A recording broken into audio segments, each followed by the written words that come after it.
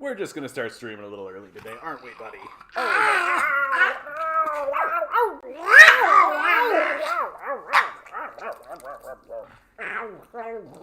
You complain every single time I do this, and then you love it. And then you love it. Right? You complain every single time. You're like a walking example of how people are. Right? You come at them with good ideas, things that you know they're gonna love, and then you do them, and they complain, and then they love them. And then they love them. Isn't that right? Isn't that right? Isn't this nice? Isn't it nice to be sitting here getting scritches? Now you're getting scritches. I love it.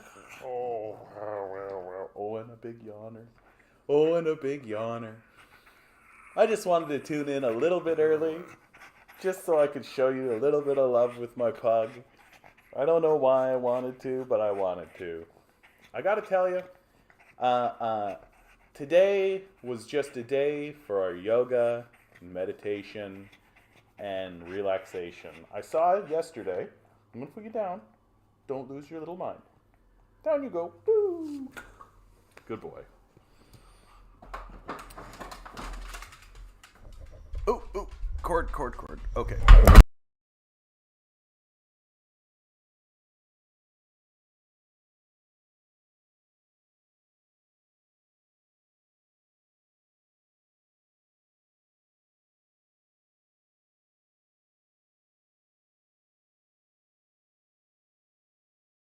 That fixed it.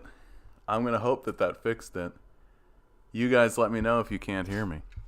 You guys let me know at home if you can't hear me. That's really dumb. Milo just unplugged the mic. So hopefully I'm still coming through. I have no idea if I am or am not. Oh well. You guys are gonna let me know if you can hear me or you can't. That's what's gonna happen. Bibbidi bobbidi boo. I hope you guys are doing well. I show every day we do the number draw with David Lynch, right? And I just think that David Lynch is an interesting character. He's such an oddball kind of a person, right? And we are blessed that every single day he does this number draw, right? And that we pay attention to it. And then on my YouTube feed, there popped up a video where it's David Lynch talking about transcendental meditation. And I was interested in that. I'm interested in David Lynch as an artist and as a creator, right?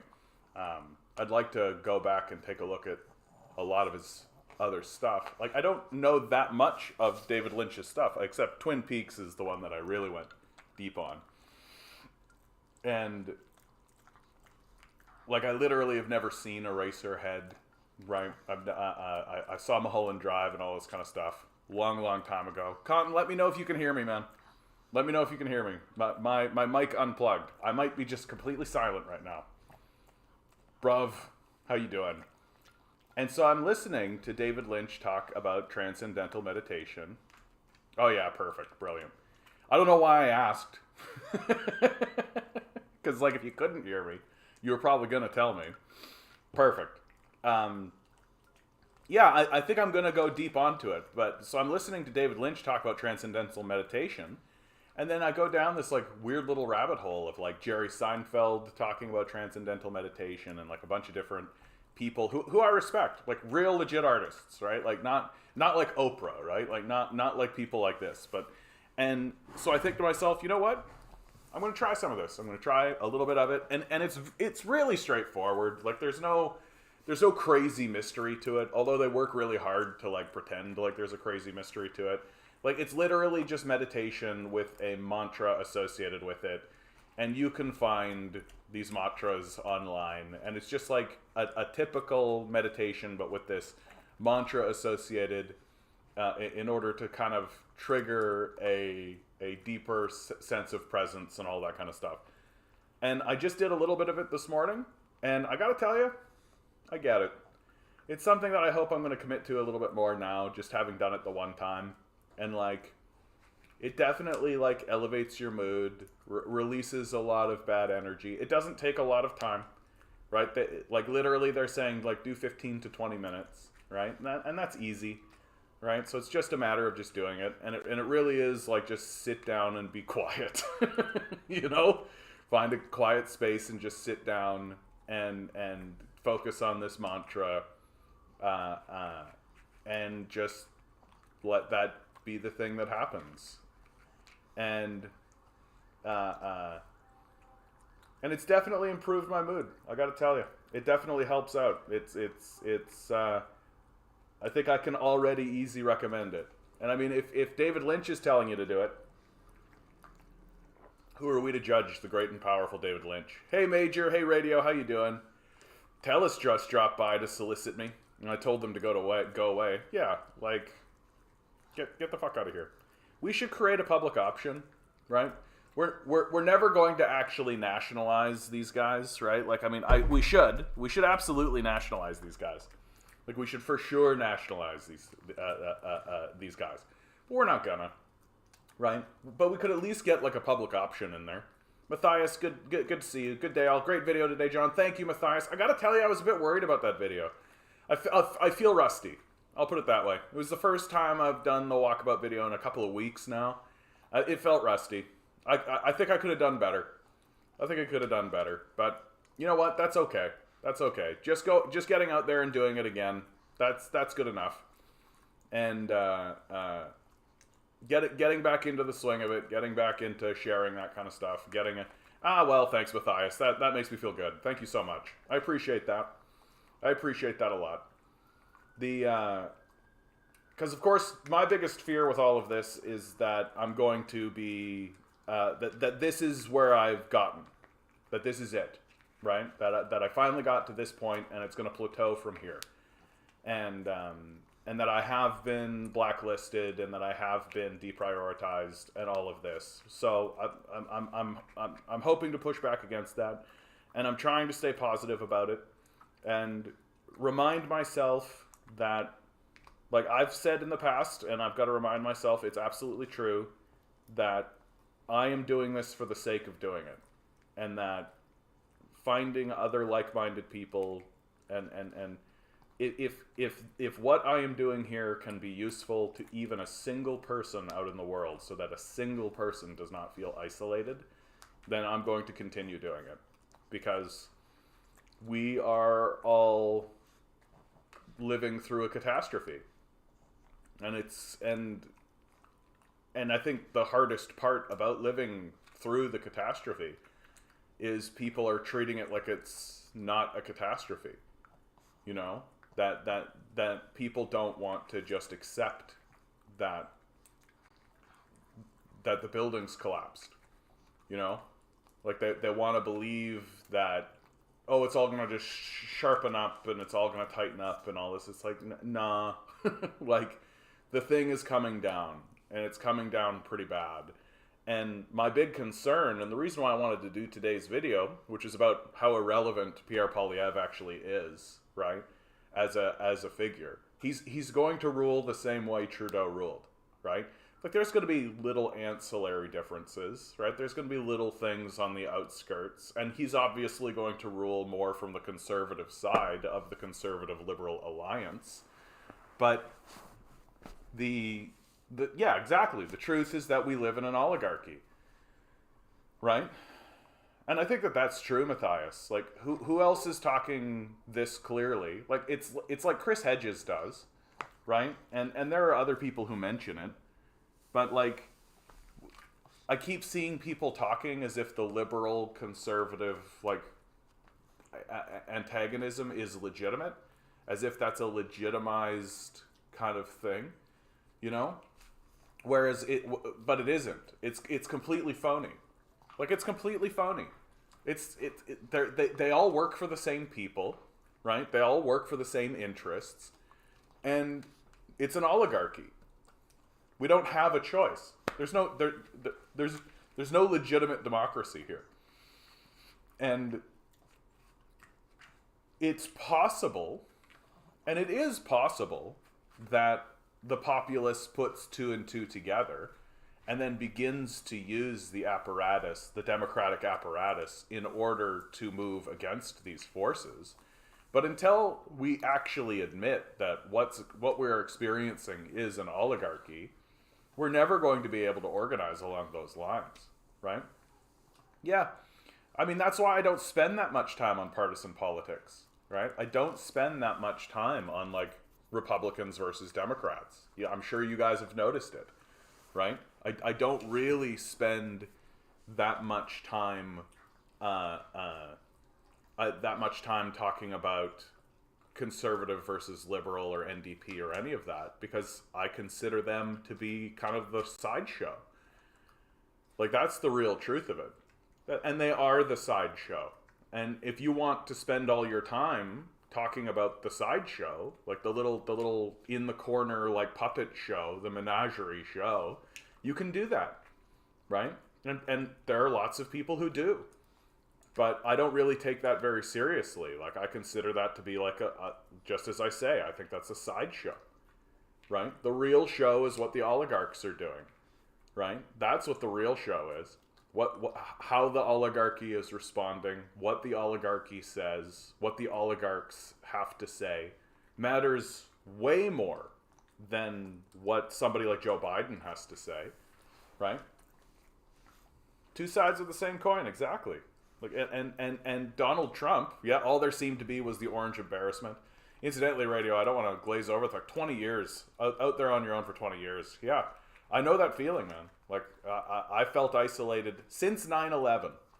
I have felt completely isolated, and it's only since I began doing this channel that isolation has shored up. And my only lament is that I didn't start it earlier.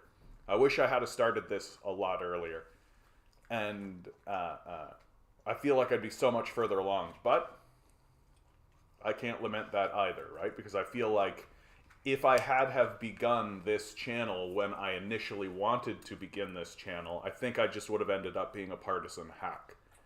That I had to go through a lot more stuff to get to where I am now. This realization that this is an oligarchy, and the political system is just a sideshow that the oligarchy uses to funnel energy away from it into this sort of dead system that operates exclusively for the benefit of the oligarchy, right? I think I'm getting sucked into following partisan politics. I think I don't want that. Well, and I mean, this is what an excellent thing to say, Major. Like, what an excellent thing to say is that the partisan politics is entertaining. That's something that you can't deny, right? And that's the reason why it's so entrancing. And that's the reason why it's so tempting. First of all, it's easy, right? It's easy to get involved in partisan politics because everyone's doing it, right? Like, when you go to an arena and you're in a WWE event and people are screaming and people are cheering and people are really letting it go and, like, really getting involved, it's easy to get involved, right? It's easy to get involved because there's an inhibition lifting that happens, right? And you want to cheer at something. You want to root for something. You want to give this event a meaning, right? And that's exactly what's happening in a WWE event, is that people give it the meaning that it has. Like, when COVID happened, they tried to do a couple of events. They tried to do a couple of WWE events without the audience, and they were enormous failures. Enormous failures. To the degree where Vince McMahon was saying, like, is this it? Is this the end of us? Are we over? Right? And the solution they came up with, like, so important is the audience and the audience participation that they filled the stadium with screens. And they did the event with screens, with people tuning in from home and cheering from home. And it worked. It worked. It was weird. It was different. But it worked. Because it's the attention of the audience that matters the most. Right? That's what makes the event, and that's what makes partisan politics works, is the attention of the audience. And I mean, and modern partisan politics, couldn't be more interesting and couldn't be more entertaining. Donald Trump? Are you kidding me? Donald Trump is like a showman. He really knows what he's doing when it comes to entertaining, when it comes to galvanizing energy and getting people's attention, right? And even now with Dark Brandon, right? Like, and all of this. And the Democrats are doing a reasonable job at playing this kind of part of the game. And the other reason why the partisan politics increases in interest and why it's so tempting to actually tune into it more often than not is because there are stakes. It is possible, right? Even though it's like a 0.01% chance, it is possible that Joe Biden will stand up and be like, we're gonna forgive all debt in the country, Jack. All student debt in the country, we're gonna forgive it, Jack. It's possible, right? And so that kind of keeps everyone's toe in the game, because it is possible that suddenly the leadership, for whatever reason, will actually do something meaningful, right?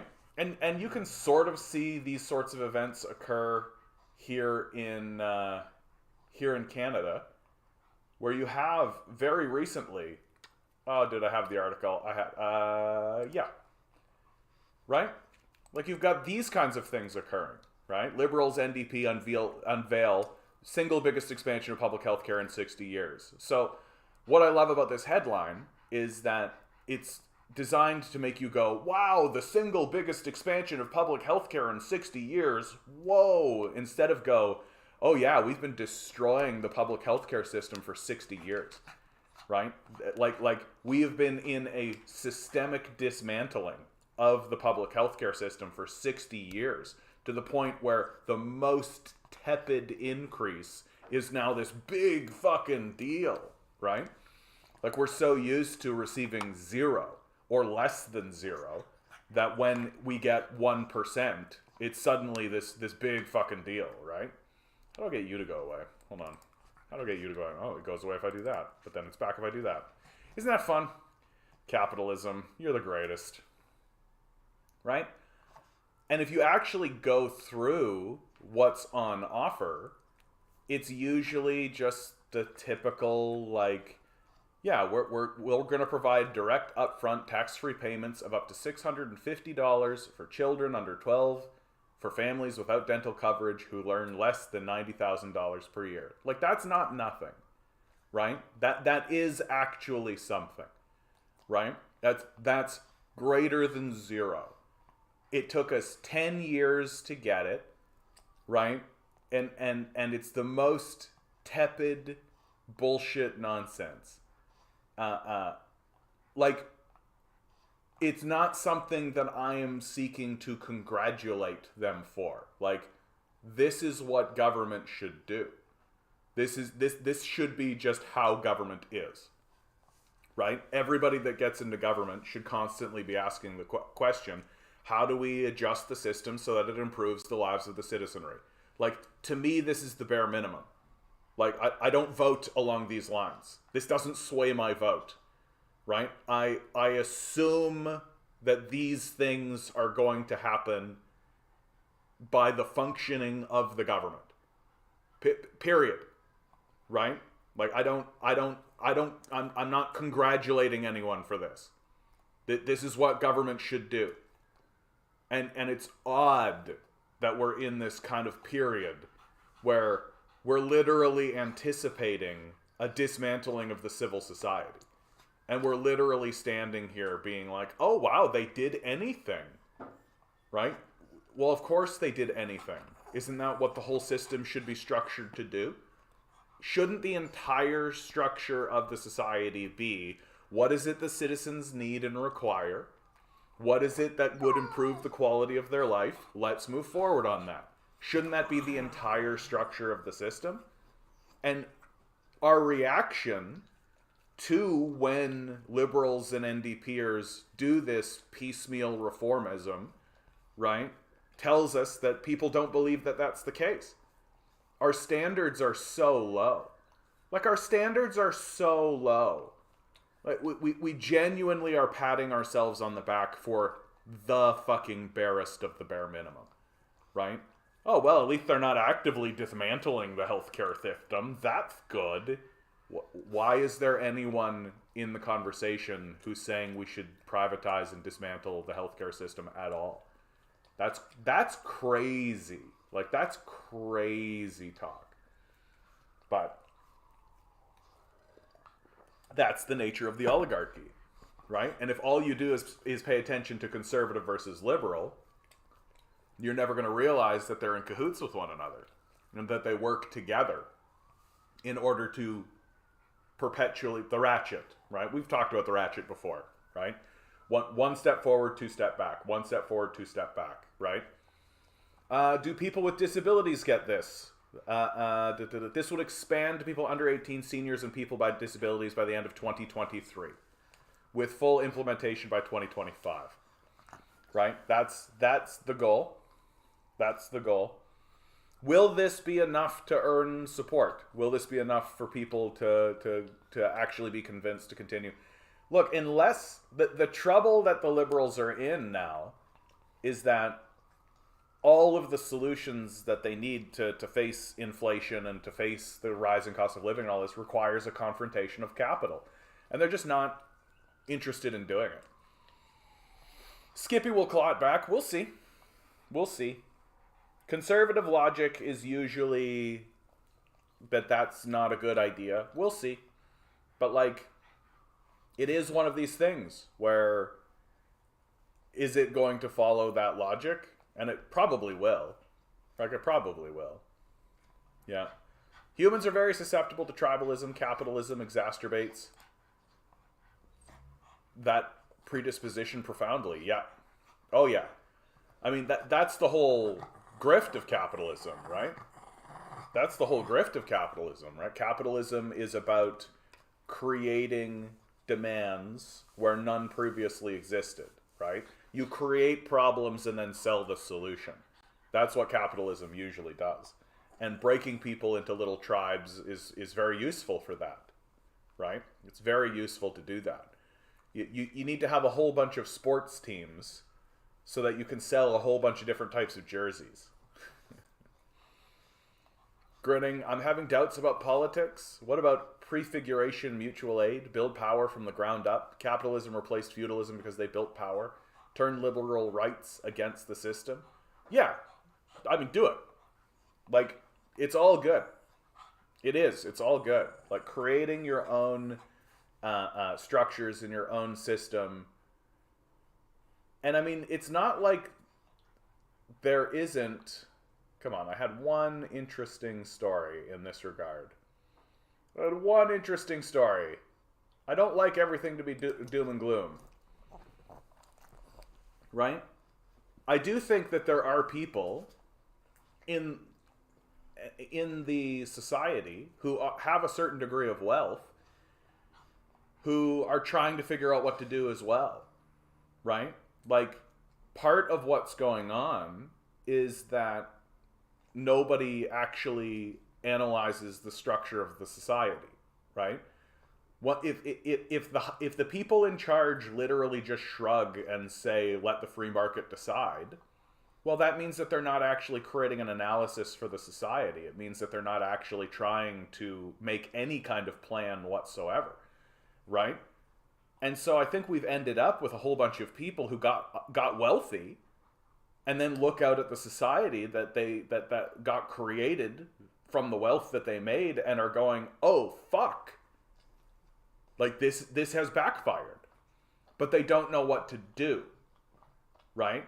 Like, it's easy for us to take a paintbrush and paint all of these billionaires as, like, Machiavellian evil people. And some of them are, right? Like, some of them are people like Bill Gates who, like, diddle little girls, right? Like, some of them are people like Elon Musk who literally is fine with cooing governments and all of that kind of stuff. But some of it, it's like Patagonia founder gives away entire company to fight climate change, right? Patagonia founder, Yvon Chouinard and his family, who made a 10-figure fortune from his outdoor outfitter empire, have relinquished their ownership of the 49-year-old company transferring its trusts and nonprofit organizations and pledging Wednesday to redirect Patagonia's future profits towards fighting climate change. All of the company's non-voting shares, or 98% of total shares, are now owned by a new organization called the Hold Fast Collective that put a 501 that Patagonia says will use every dollar not reinvested into the company to support nature and biodiversity and to fight environmental crisis. The company's voting shares are now owned by the Patagonia Purpose Trust, another new entity the company says will enshrine Patagonia's purpose and values and demonstrate as a for-profit business that capitalism can work for the planet.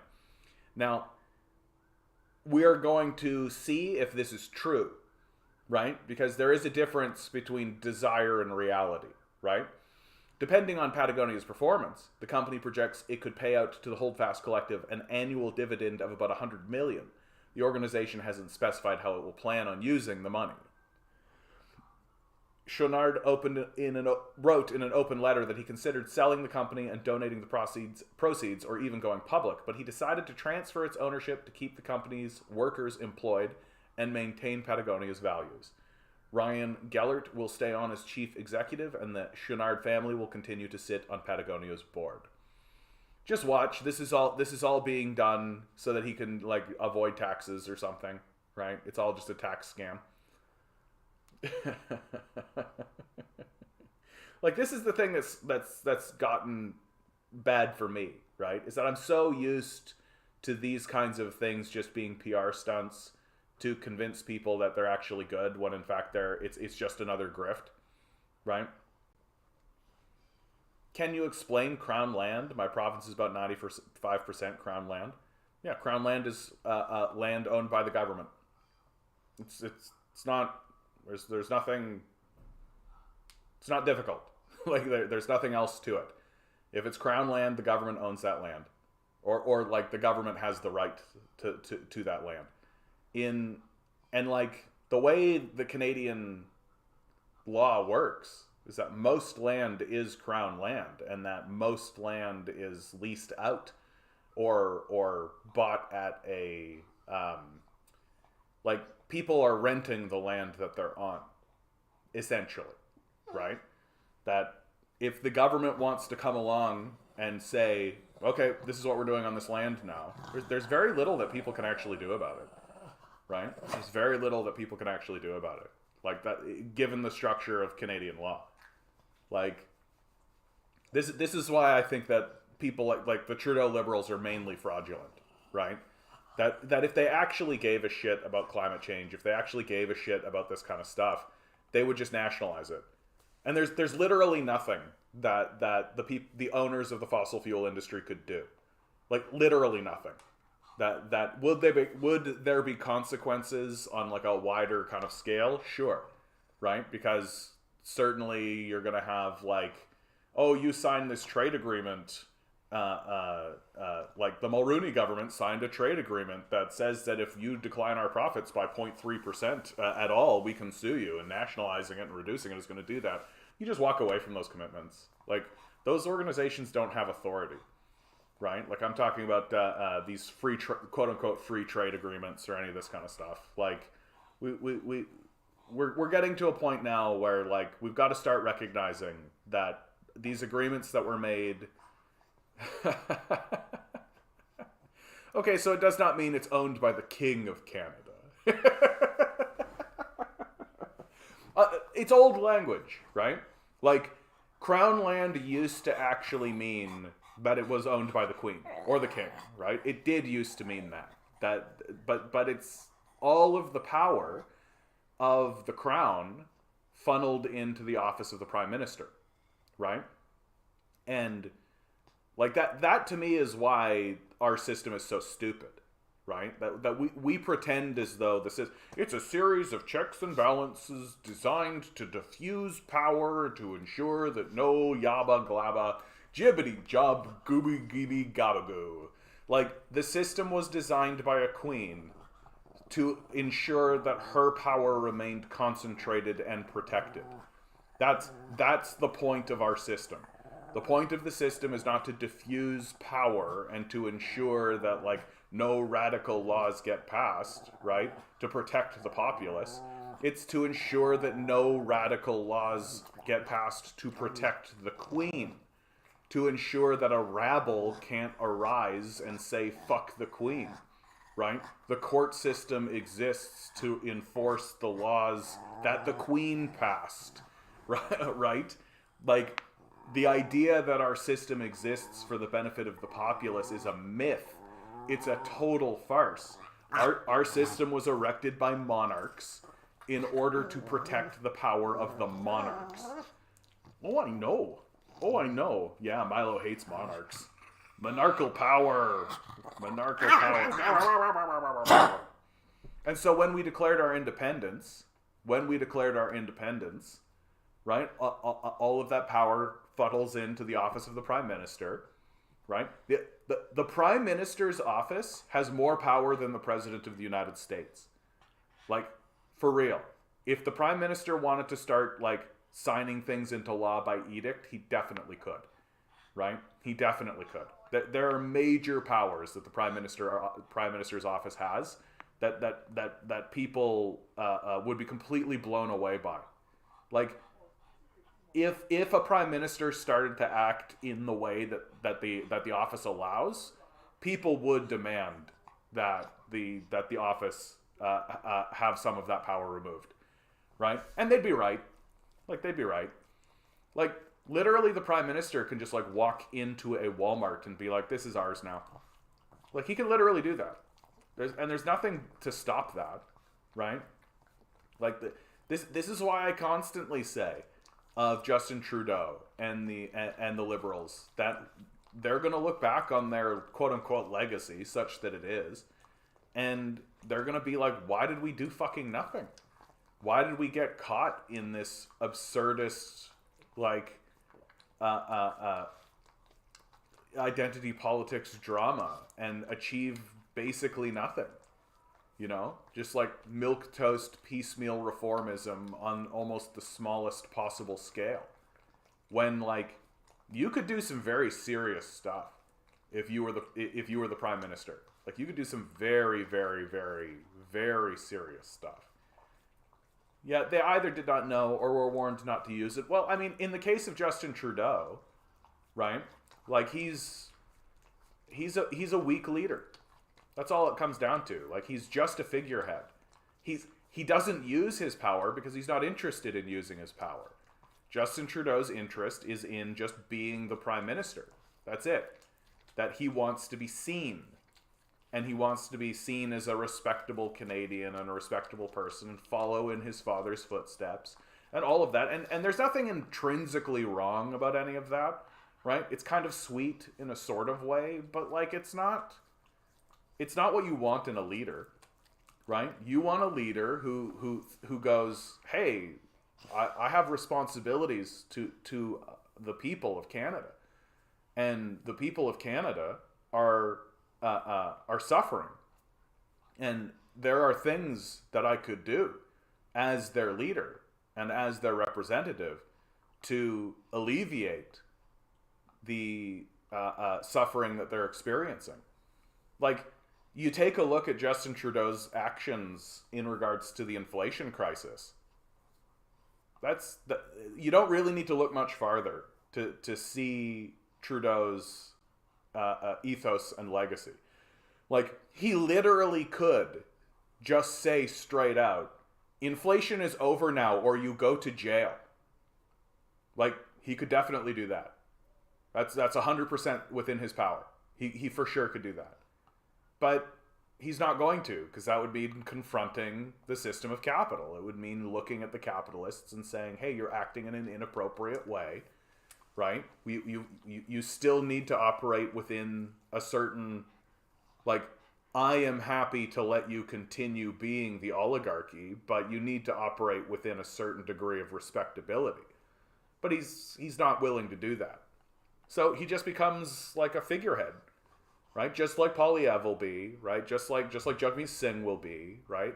That they'll get, like, little tiny piecemeal reformist sort of stuff, and, like, You can just picture Justin Trudeau being like, looking at the oligarchy as they glower at him for permitting like a tiny little piecemeal reformist sort of thing to happen, and going like, come on guys, I need to maintain my own position in power, right? And the oligarchy kind of begrudgingly accepting it to the degree where they won't actively work against him. But what the oligarchy always does in these circumstances is they begin to turn their eye towards other parties, right? You turn your eye to the conservatives, right? The oligarchy is going to get behind Pierre Poilievre, and the reason is that Pierre Poilievre will do what they say and will dismantle things, right? And likely won't need to bend the knee at all to any outside pressure. Uh-oh. Here we go, Zed. 2 critiques for John. Here we go. Let's fight. Let's fight, Zed. You and I, mortal enemies. Battle to the death. I knew this day would come. You use chaos and Armageddon as negative, when the more accurate historical perspective of them are actually positive. Rapture is when the capitalists ascend, aka killed chaos is opposite order. To think you can order nature and existence is absurd. It's chaotic. Oh, dude, this is like a big... I feel like we're just like gonna wander into Peterson land with this one.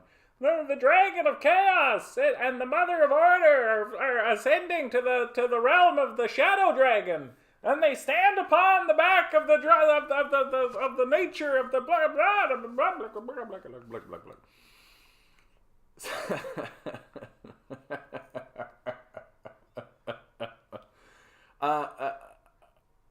Look, I mean, chaos is negative. Like, chaos is definitely... the dualist patriarchy uses order and Armageddon for obedience. I think you're misunderstanding what I'm saying, right? That, like, to me, it isn't actually chaos versus order, right? It's not chaos versus order. It's chaos versus stability. And I know that sounds like it's the same thing, but I don't actually think it is. Right? That chaos is chaos. It's just things happening, and we react to those things that are happening. Right? And there's no plan, there's no idea. It's just things occur, and those things occur.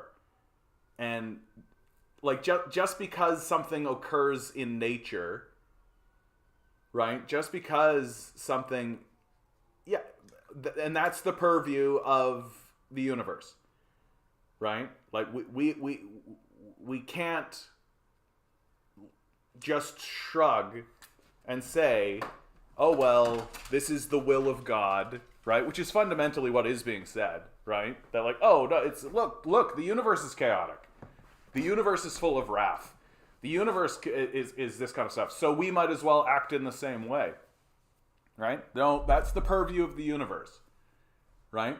That we have a certain degree of control over what we can do in our own societies and in our own reality, right? And how do I know? Because we've done it before, right?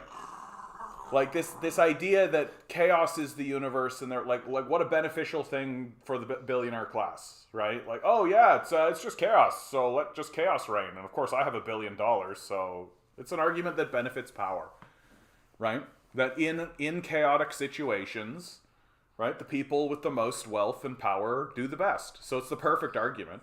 Oh look, you have power. The universe has chaos, so we might as well rule with chaos, and you just might as well let chaos reign, right? Let the free market decide, right? Arguments of like, look at nature, are always extremely bad, because nature is a Rorschach test, that you can pull anything you like out of it. Because nature is so broad and so wide, and includes anything you like. Like, everything that exists in nature. So if you want to pull anything you want out of it, you can, right?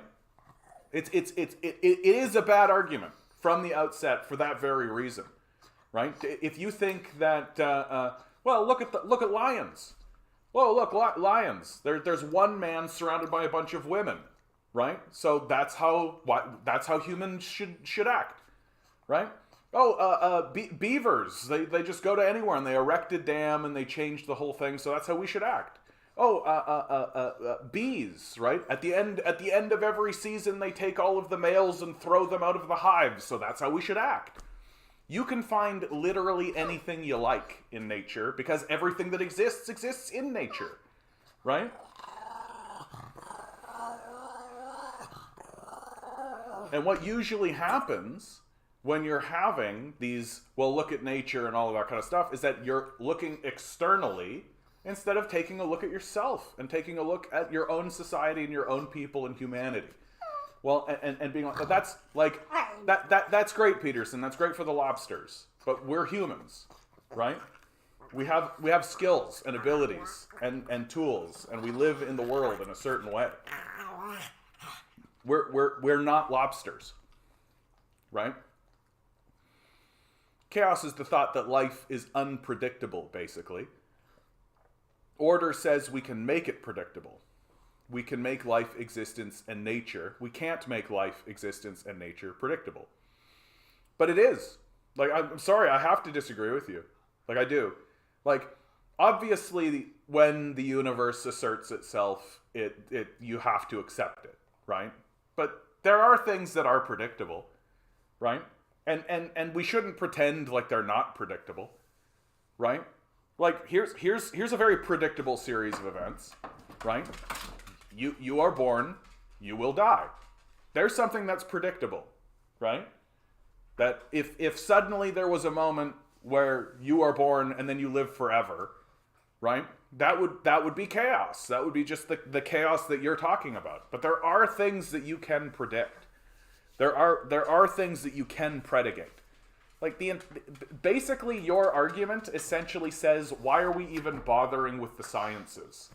Why even bother with the sciences as a field at all? Nature is chaos, the world is chaos, we can't predict anything, right? So why bother to try and make sense of anything? Why bother physics, chemistry, biology, quantum mechanics? Why bother with any of it, right? Because it's unpredictable. Nature is unpredictable. Well, the sciences and our scientific pursuits insist that no, there are things that we can predict. There are things that we can predict, and we can actually make sense of, and we can actually say, look, if you do this, this happens, right? The entire foundation of our scientific understanding relies on the idea that we can make predictions from our observations. And if we're just going to shrug and say the universe is chaos, it's completely unpredictable, well, then there goes the entire field, the entire academic community, all of the sciences, all the way back, the Enlightenment, all of it, gone, completely gone, right? Why even bother with it? So we can do away with this notion that, well, the universe is chaos, and so let chaos reign. And we don't need to worry about sustainability. We don't need to worry about stability. We don't need to worry about order, as you say it, right? Because nature is just chaotic, and we can't make predictions based on the chaotic nature of the universe. And it's just wrong. Just on the face of it, it's just wrong.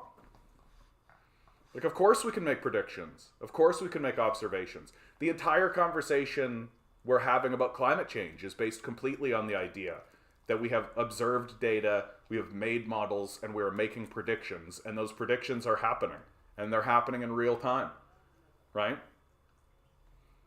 We say it's chaotic to say we need unconditional love for our community members. Do we? Like, I don't think that's a chaotic perspective. Like, I don't think it's chaotic to say that we should have unconditional love for our community members, right? I think that has more to do with stability than anything, right? Having unconditional love for someone, right? Like, having unconditional love for members of a society and members for a community, like, I think that's a stabilizing force. That's not a chaotic thing. To say that there is order means we don't need to care because people can just live. Like, I feel like you have an inverted, like, we've inverted it. Like, I look at that the opposite of the way that you look at it. Right? Like, you're trying to tell me in that statement that the neoliberal capitalist system is order. And I say it is not. It is chaos. Right? And how do I know it's chaos? Because they tell you it's chaos. Right? Let the free market decide is a chaotic statement. Right? Like, that the people who... you got me. You got me. Ow. You got me. You got me, okay? You got me. You did it. You win. Ow. Yeah, you bit me that time, dude. You got me. I know you're just playing. I'm not mad. You're a good boy. But you got me. You definitely got me, okay? So you won. So that's for you. You win. Good boy. Ow. Dang. Okay, you didn't break the skin, though. Yeah, good. You got me, buddy. You did it. Chaos says we have to care. Order says we don't. Exactly the opposite of what I think. Exactly the opposite. Total inversion. Right? Like, why does chaos say we have to care? Why does chaos say we have to care? Like, chaos doesn't care. Right? Chaos comes through, blows you up, and walks away, and turns around and laughs at you. Like, order is at least attempting to create some kind of stability. But you're the one creating the frame, dude. Like, this is your frame. Like, I don't even necessarily believe in this. My perspective is non-dualist as it's historically been understood by our ancient ancestors. Like,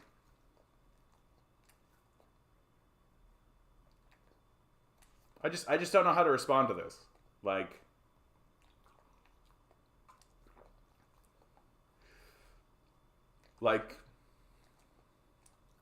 if you're going to define words in a way that is different from someone else's understanding of those words, then you can basically just say what you like. That's all. Like, your perspective is non-dualistic as has been historically understood by our ancient ancestors. Okay, so you're just saying something different. That's all. Like, so we literally can't communicate with one another based on on this. Right? That you have just decided to change the language based on an ancient ancestor understanding, right? That hasn't made it to the modern era, right? So you're just in a different conversation. And then now you're trying to take it and say that, oh, you're saying this, but it actually means this based on my understanding of an ancient language that no one pays attention to in the first place. So it's like, this isn't communication. Like, this isn't communication. You want words to mean one thing when they mean another thing. That's all. So, and I'm not like, that doesn't make me upset, but that is what it is. Like, if you want order to mean the opposite of its meaning because 10,000 years ago, ancient ancestors said so. Okay. But that's not how people are commonly understood.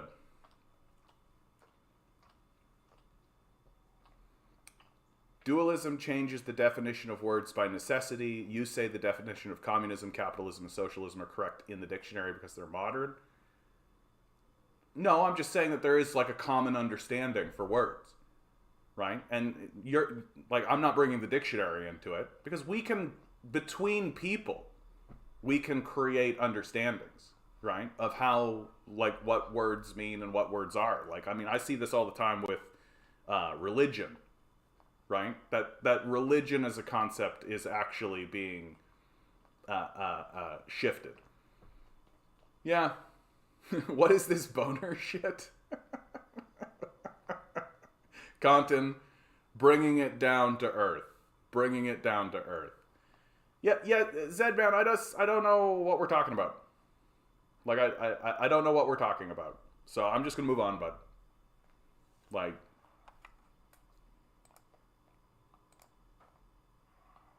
the railroad strike, right? Really let it sink in that these railroad bosses are willing to tank the whole economy in order to prevent their workers from having the time to go to a routine doctor appointment or take a sick day. Ghouls. And yet a lot of media framing this all like it's the workers' fault. Right? Like, this is actually probably the biggest story in America right now. Right?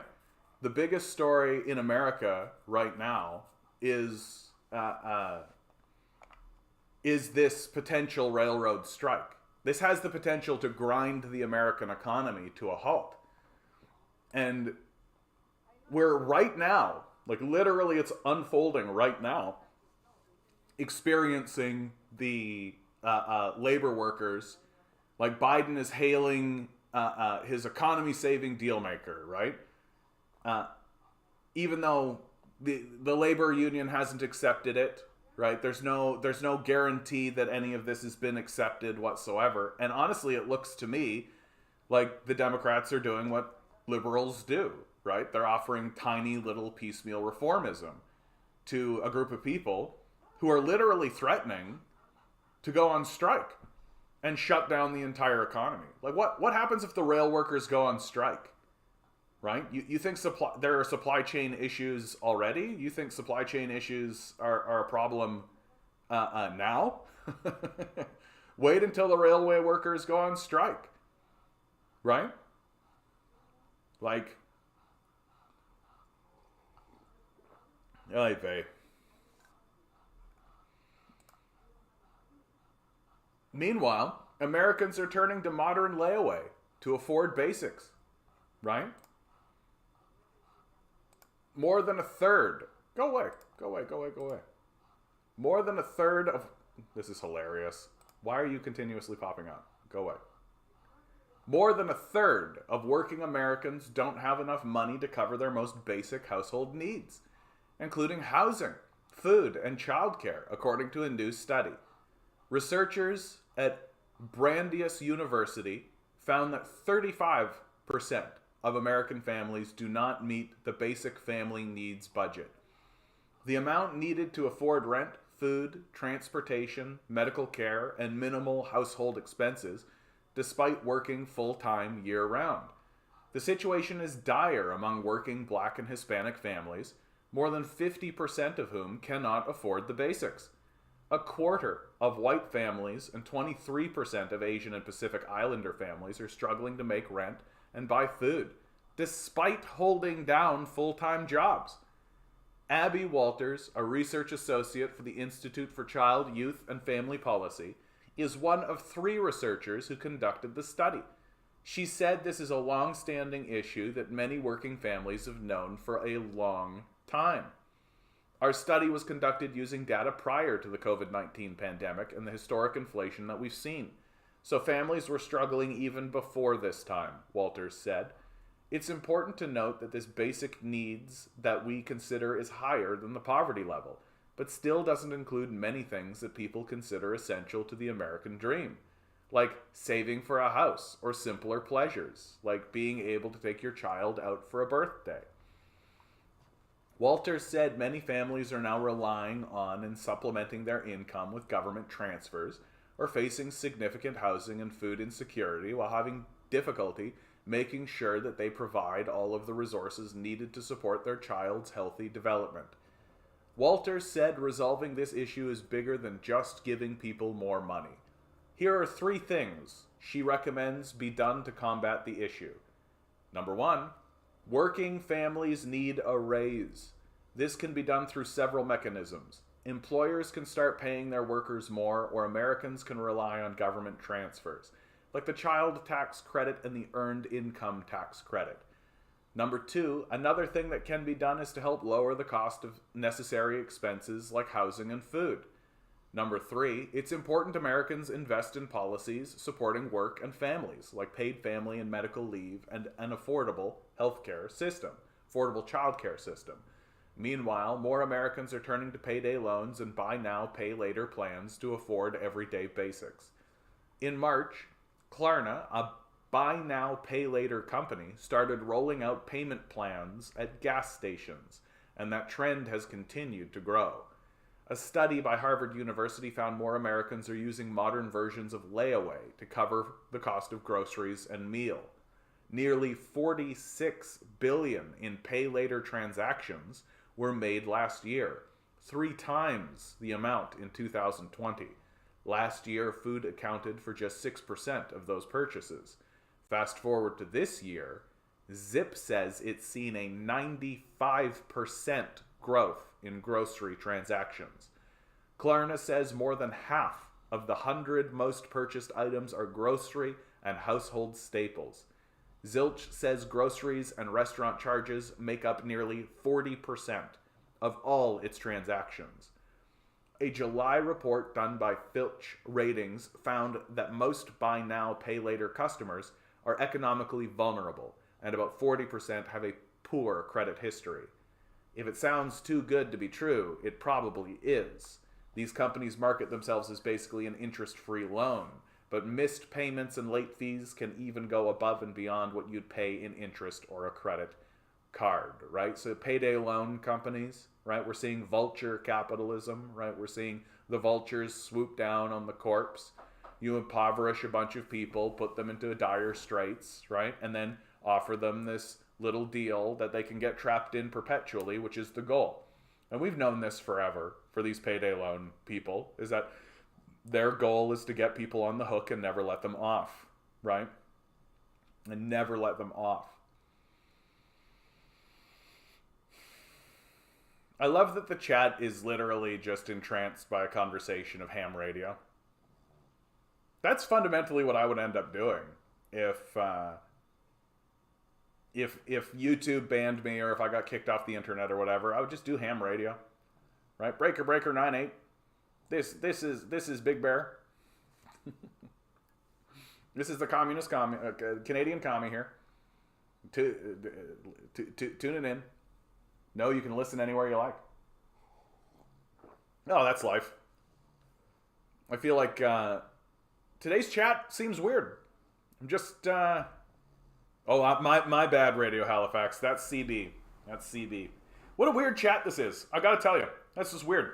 Z came in and we had a big conversation about what are words, basically, right? And like can we agree on the definition of words? And now we're having a robust and interesting conversation about the merits of ham radio versus CB radio. My bad, Radio Halifax. I'm so sorry. I didn't mean to step on that little landmine.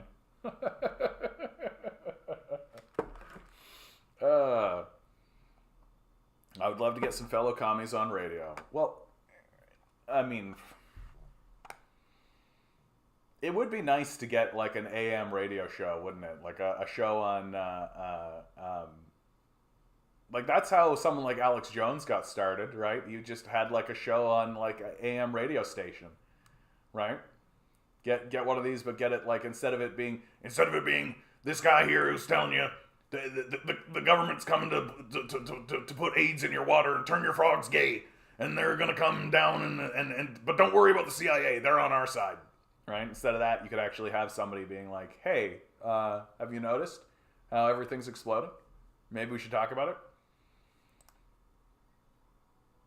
I feel like the chat's lost its mind today. I feel like the chat's kind of lost its mind a little bit today, which I can understand, right? I can understand. We're having a goofy day today. Let's have a fucking goofy day today. What do you guys think? Huh? Who's going to stop us? Who's going to tell us? Who's going to tell us we can't have a goofy day today, right? They're turning the frickin' frogs gay. Over and out.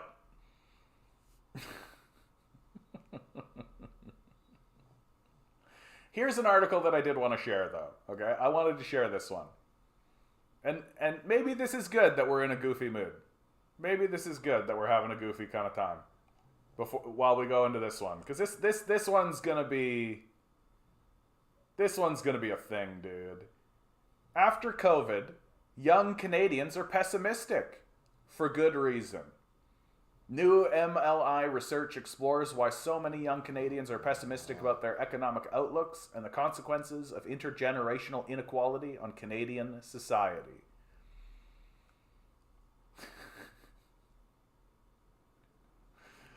I could just do a ham radio right here, couldn't I? I could just have a ham radio sitting right here. I could be doing this cast and also be doing ham radio, right? I just don't know. Is there an audience for it? I don't know. I don't know the first thing about ham radio, I gotta tell you. Except all I know is that it's called ham radio. And it makes me think of just ham sandwiches. That's all. That's what I think of. Ham radio.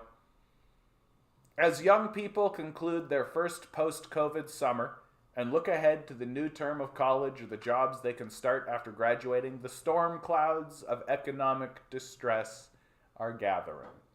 Inflation and recession are effectively new phenomenon for Canadian adults under 30, and the economy they must navigate looks not unlike the 1970s. However, today's young adults are less resilient than their grandparents and face the prospect of more economic uncertainty over their lifetime than their parents, and especially the baby boomers. And they feel it.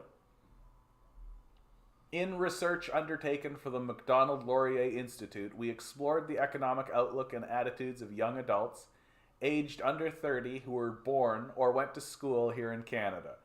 How do these young people feel about their place in today's economy? How optimistic or pessimistic do they feel? And what might policymakers do to improve their economic prospects given the era of inflation we have entered post-COVID? 10-4, good buddy. Good to see you, John. Good to see you, Anemone. I don't know why we're still talking about ham radio, dude.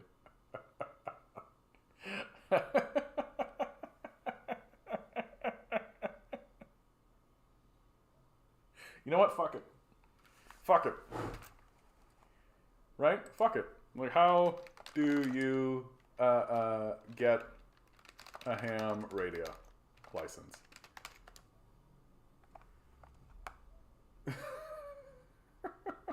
Excuse me? Did they just call us wussies? No, I don't know if they called us wussies. Right? Did they call us wussies? You know what? Yeah, sure they did.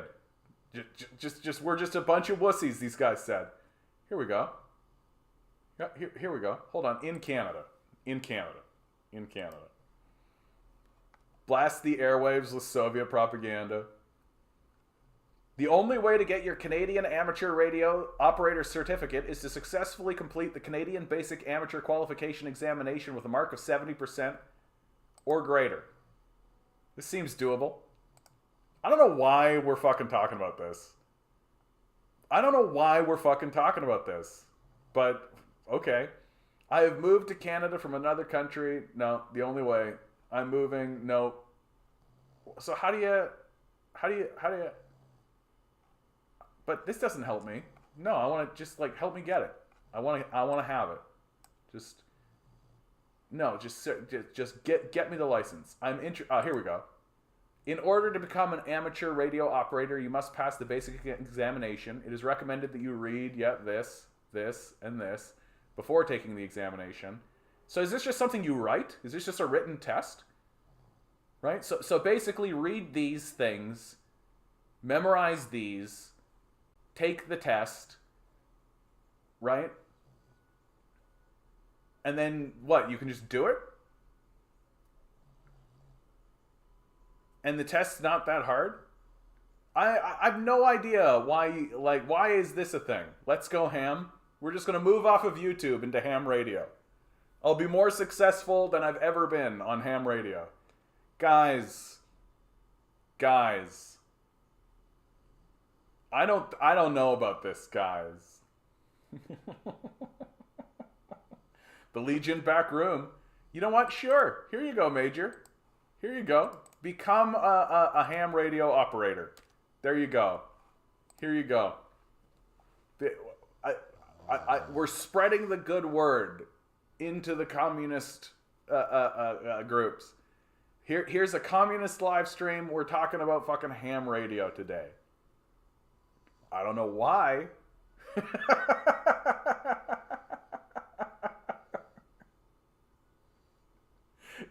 Mark, I'd watch a Morse code live stream.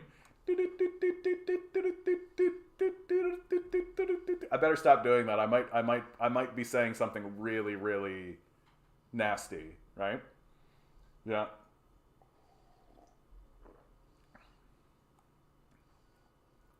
I wanted to make my call sign P3N1S, but they wouldn't let me. Fucking... This is the reason why there's a freedom movement in this country. This is the reason why there's a freedom movement in this country. You're telling me, as a God-fearing Canadian man, that I cannot make my call sign P3N1S? That is unconstitutional. That is unconstitutional. You know what that reminds me of? You know what I think is the dumbest shit of life? And whenever I wade into this territory, I always worry that I'm going to end up sounding like a perv, but I am not. But there's all this like AI art generation now, right? You can go online and find all this AI art generators, right? And you can type whatever you like into it, and it'll generate whatever art you like. But it censors your work. So if you type in something, like, and let's make it just as, like, rudimentary as possible, right? Topless woman, right? If you type in topless woman or, like, nude man and hit enter, it'll just say, nope. No thanks. We'll generate something, but then, nah. And so they're doing AI art generation with built-in censors, right? Which... as an artist, offends me on a level that I cannot possibly tell you about. Like, I can't possibly articulate how offensive I find that. That if you go back through art history, it's loaded with nudity. It's loaded with nudity, right? There are tits and dicks and ass all over the place, right? People literally sat there with a paintbrush and were, like, steadily... like shaping and painting and creating this stuff to be hyper realistic with like oil paint. And now we've created a system that can create anything you like. That can create anything you like.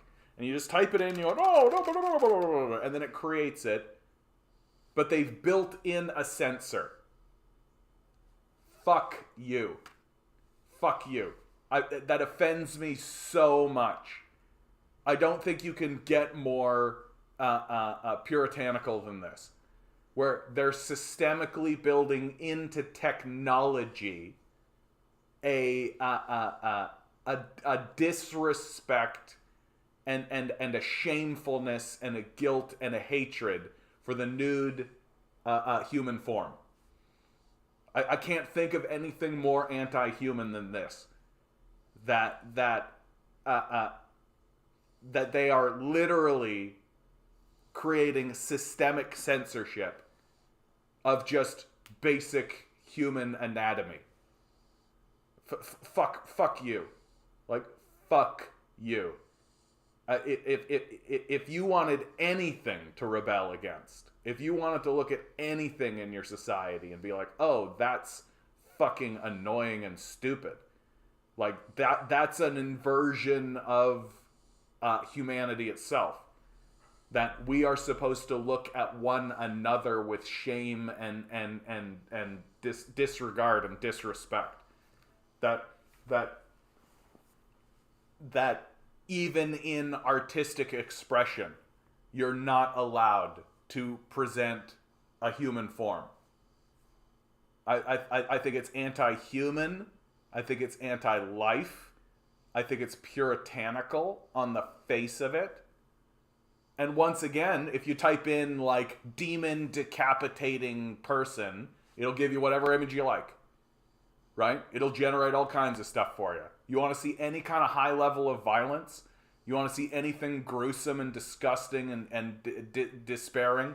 You want to see destruction and death, right? Absolutely. But if you want to see two people hugging nude, like, no. If you want to see like a topless woman reading a book, no. Too bad. Because we are erecting systems that are anti-life. We are erecting systems, and I'm not talking about pornographic. I'm not talking about pornography, right? I'm not talking about like something for people to jerk off to. The internet's loaded with that.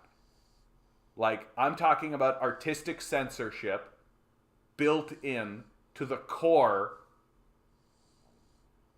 that offends base existence in humanity itself. Yeah, this society is fucking messed up.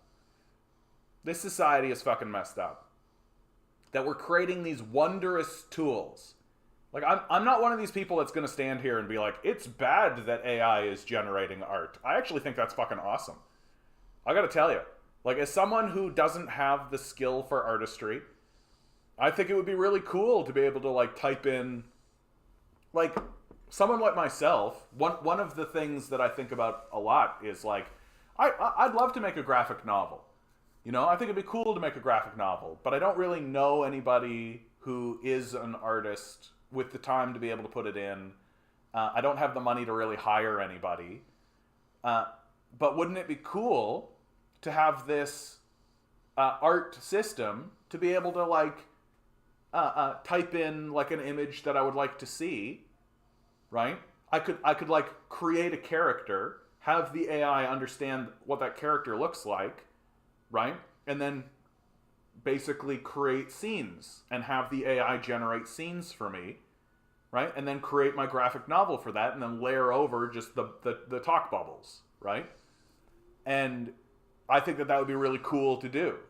And so for me, I think that would be an amazing tool for someone who is interested in creating graphic novels and graphic art, right? It's a way for someone, it's at least a way for someone who is a writer to get their work out there, right?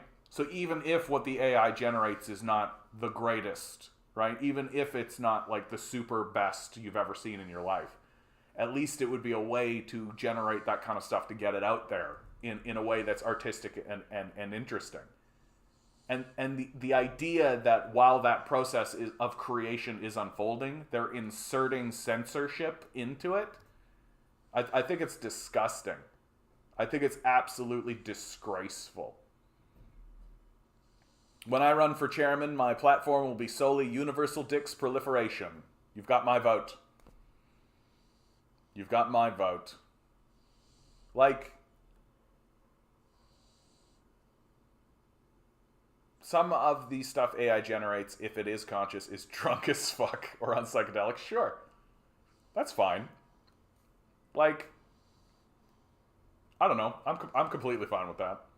Like, I actually really like the whole AI art kind of thing. Like, I actually think it's cool. Dick's out for Habarami. Exactly. I'm a populist. Of course you are. Anybody that wins any election is a populist. I think that the word populist is the stupidest thing that we do as people. That we say, like, well, this guy's a populist. I'm like, of course he is. He's winning elections. Like, that's how, like, doesn't that make anybody who ever wins an election a populist? Right? Just wondering what made it do what it does.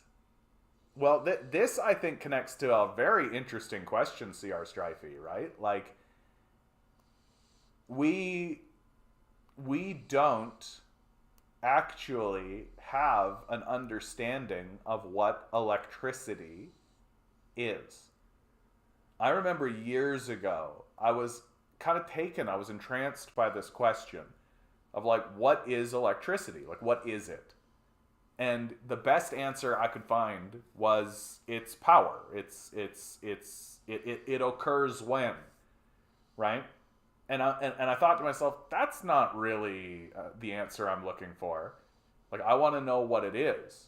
Like, I want to know what makes it up. I want to know what it is. What is it?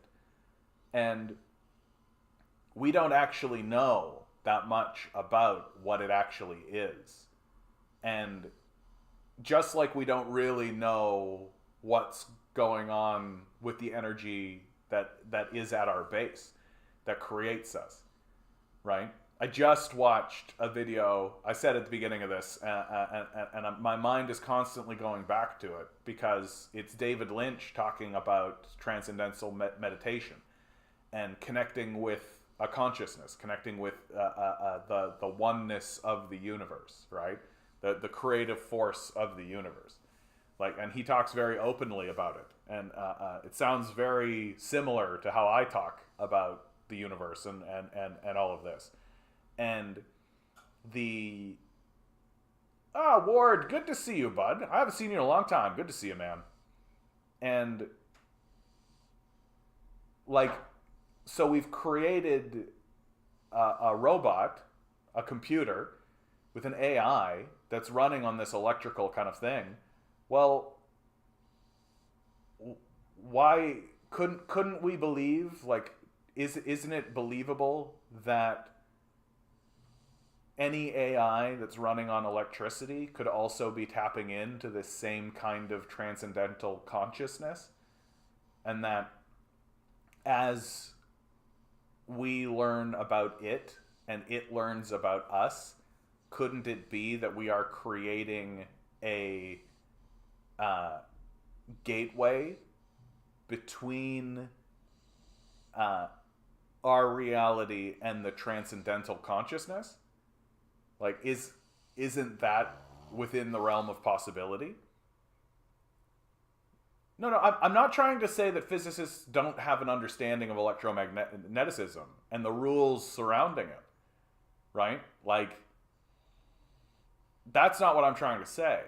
And this what makes what I am talking about so difficult is that I feel like I'm often misunderstood when I talk about this. Right? I'm not talking about the rules of electromagnetism, right? I'm not talking about how the electricity acts. I'm not talking about when the electricity is generated, right? I'm talking about what it is, right? And I understand that that's frustrating sometimes. Because oftentimes people will be like, oh, well, we know this, and we know this, and we know this. And I'm like, okay, great. But that's not actually answering my question. Right? That's not actually getting down to what is this thing? Like, what is it made of? What is it? What is it? What is this thing? And I know that's annoying. I understand. It's fine. Right? And the answer seems to be we don't know.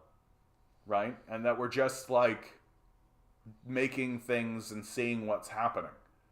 And seeing a consistency or a regularity, right? Yeah, okay, it's a fundamental force. Okay. What is it?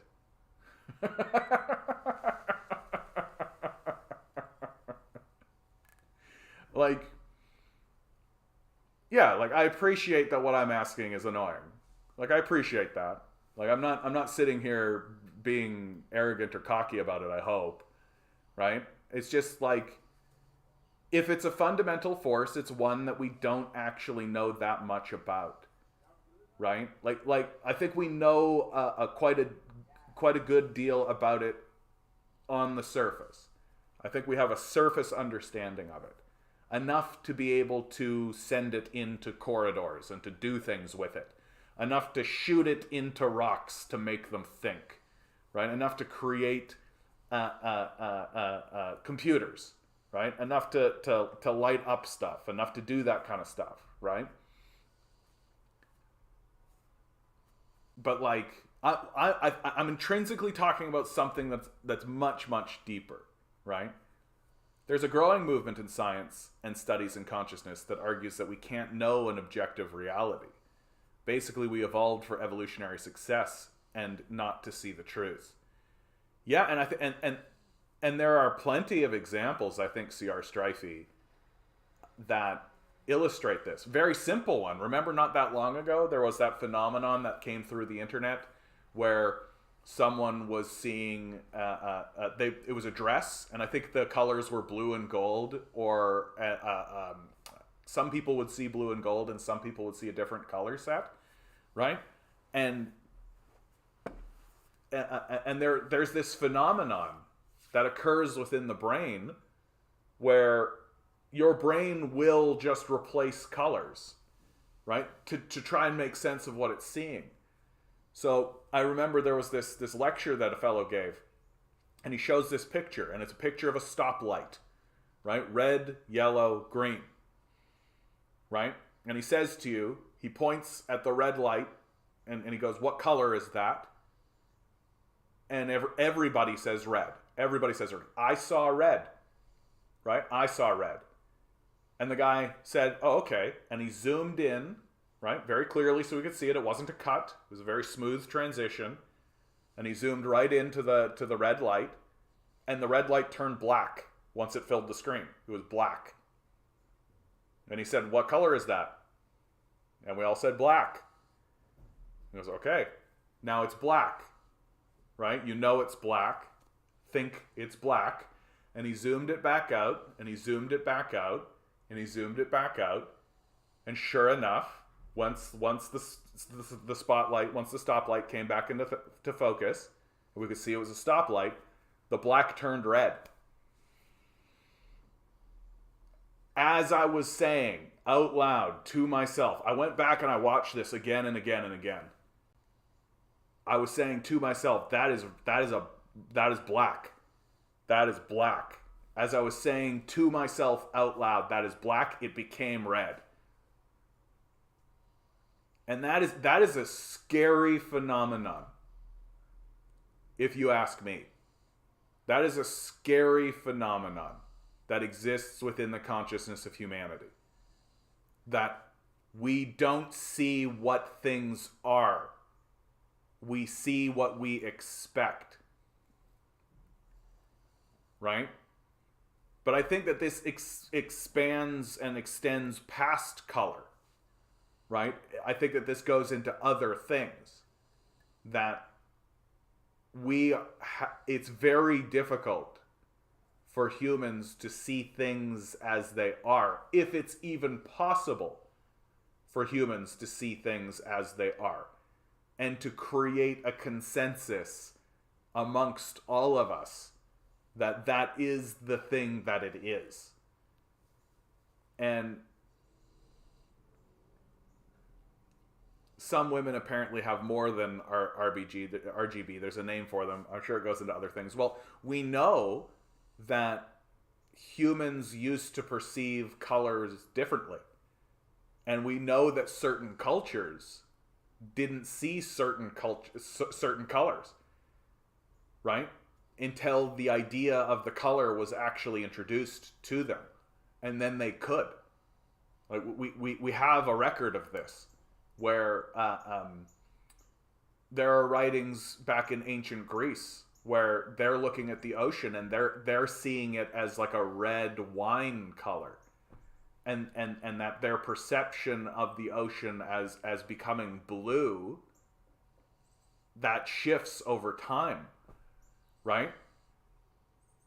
The color green is a lie, yeah, and people don't see the same things when they're looking at it, right? Like that's what's so... And so when you take this kind of logic, or this kind of experience rather, and you transfer it into other ideas, that we are literally looking at the world through different lenses.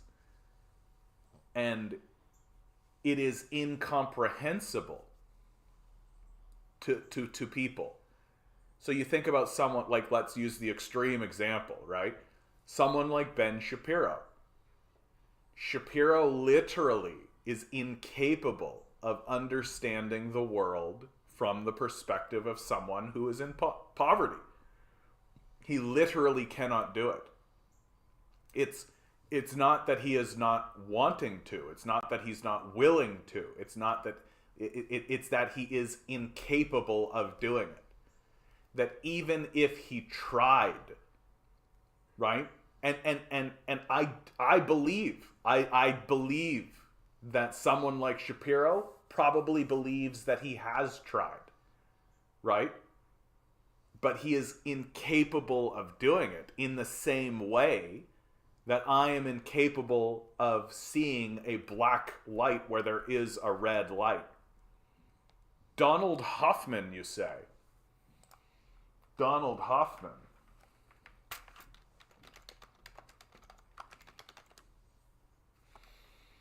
And what gets frustrating, like, and you can see it within the conversation of privilege, right? Like white privilege, right? Or straight privilege or any of this kind of stuff, is people choose to deny the reality of the phenomenon instead of accepting the phenomenon. Shit, if reality can't be known, I'll just stop eating. Content. You're not gonna stop eating. Don't fuck with me. Don't fuck with me like that. An American cognitive psychologist with a popular science author. He's a professor at the Department of Cognitive Sciences at University of California, Irvine. Oh yeah. Studies consciousness, visual perception, evolutionary psychology using mathematical... Yeah, I'm definitely going to look into this guy. Definitely going to look into this guy. That's a hot link right there, if you ask me. Before World War II, color didn't exist. I saw a film from that time, and sure enough, things were black and white.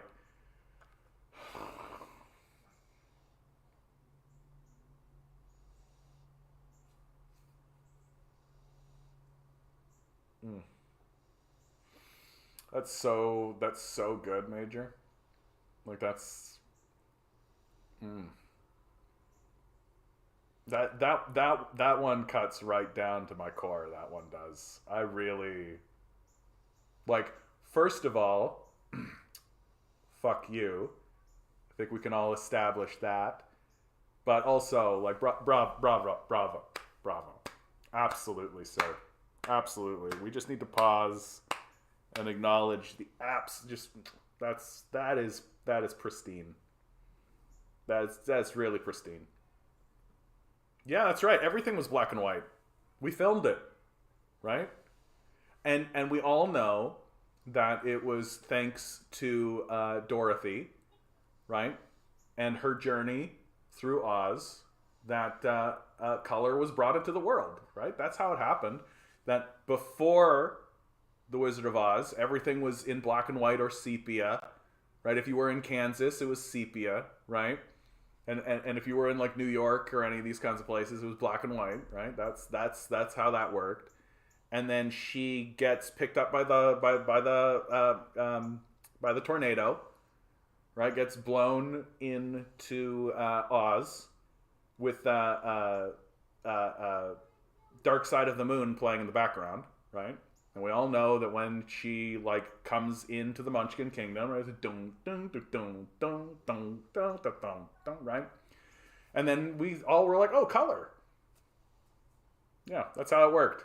That's how it happened. So thank you, Dorothy, and the Wizard of Oz.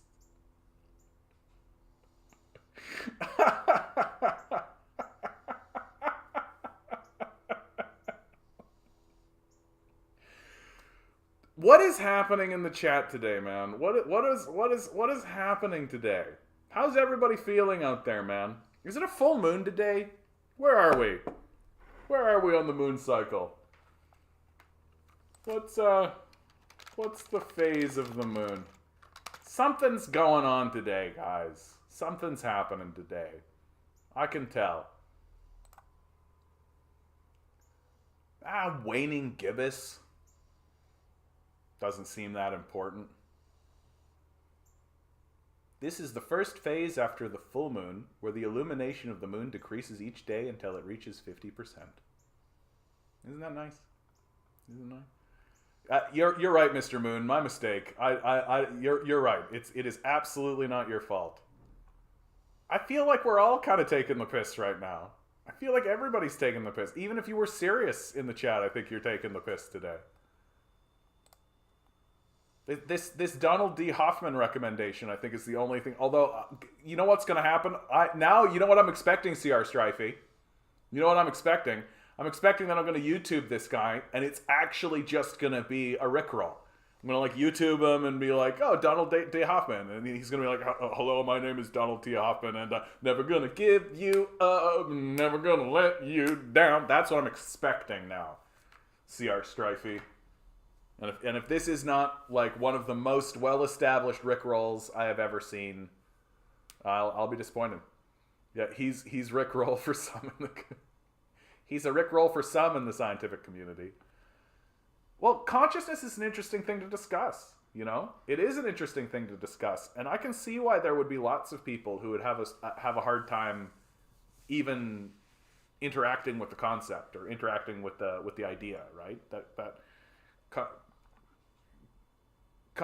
The idea of a oneness or a consciousness that supersedes the material human experience, right? If for hard-nosed materialists and hard-nosed individualists, such a concept would be really, really difficult, I think, to accept, because it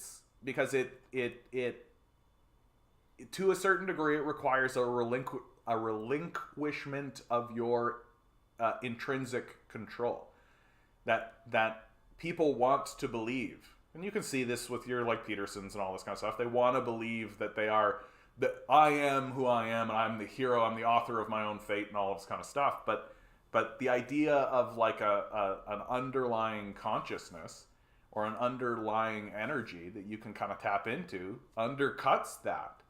Right? Undercuts that pretty dramatically, frankly. It's very difficult for me to believe that someone could still maintain these ideas after experiencing a real a psychedelic experience. Right?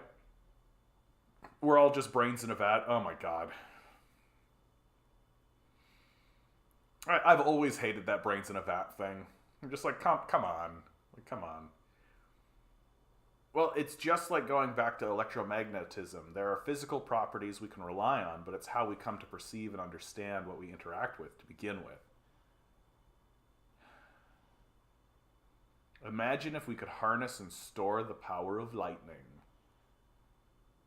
Dude, we would fuck that up somehow. We would fuck the shit out of that. We're definitely we're just the most curious of monkeys, aren't we? We're just the most curious of monkeys. Today's a weird one, guys. Today's a weird one. I don't even know what to say to you. We're having a strange...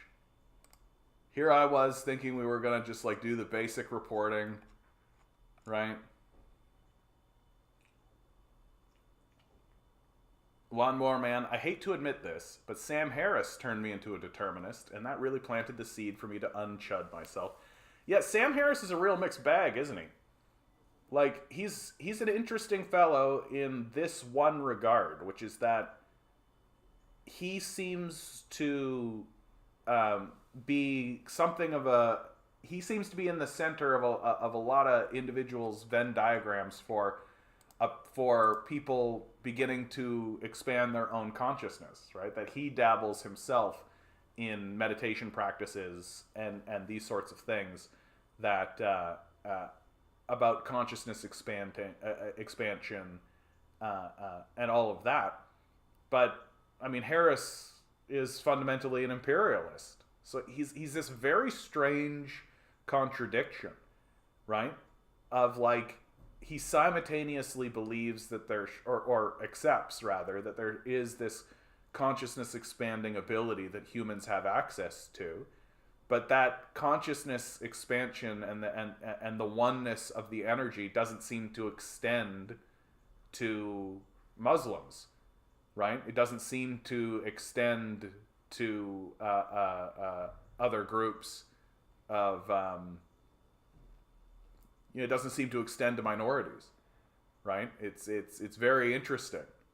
Like, how can you defend a position of torture, which he definitely has done and still does, not actively, but like he's never recanted from the position, while simultaneously acknowledging like the oneness of the universe and the oneness of the energy that we live within. It's a very interesting, weird. Like, Harris is weird for that reason.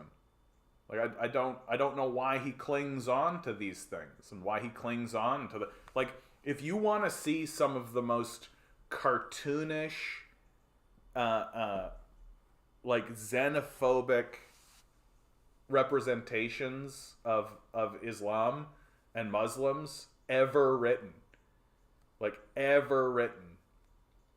you're gonna look at the works of Sam Harris. I don't think I've ever seen anything more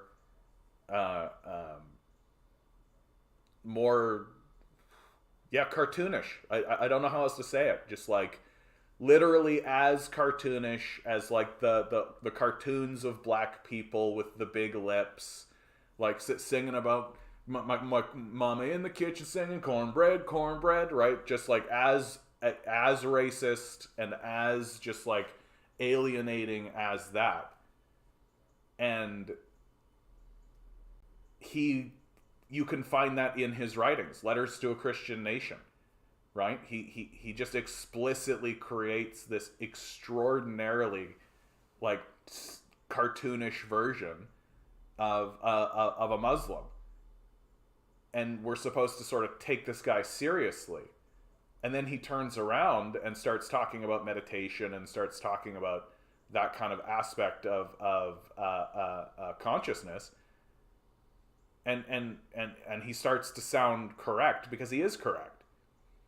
So it's very, very weird. Like, I don't get that about him. Like, I just don't understand how it can be that way. You know what I mean? Like, I don't understand how you can simultaneously say, yeah, we're tapping into the oneness of the universe and everybody is one with that universe, except Muslims, right? Except Islam, right? If you follow Islam, if you're one of the, many, like, billions of people that follow Islam, then you're this cartoonish caricature that I invented. It's pretty crazy. I love it. A chud is a vaguely sentient piece of Wonder Bread, more generally known as a libertarian. We should have the freedom to enslave ourselves. Freedom, freedom, freedom. Yeah, those guys really put the dumb in freedom. Yeah.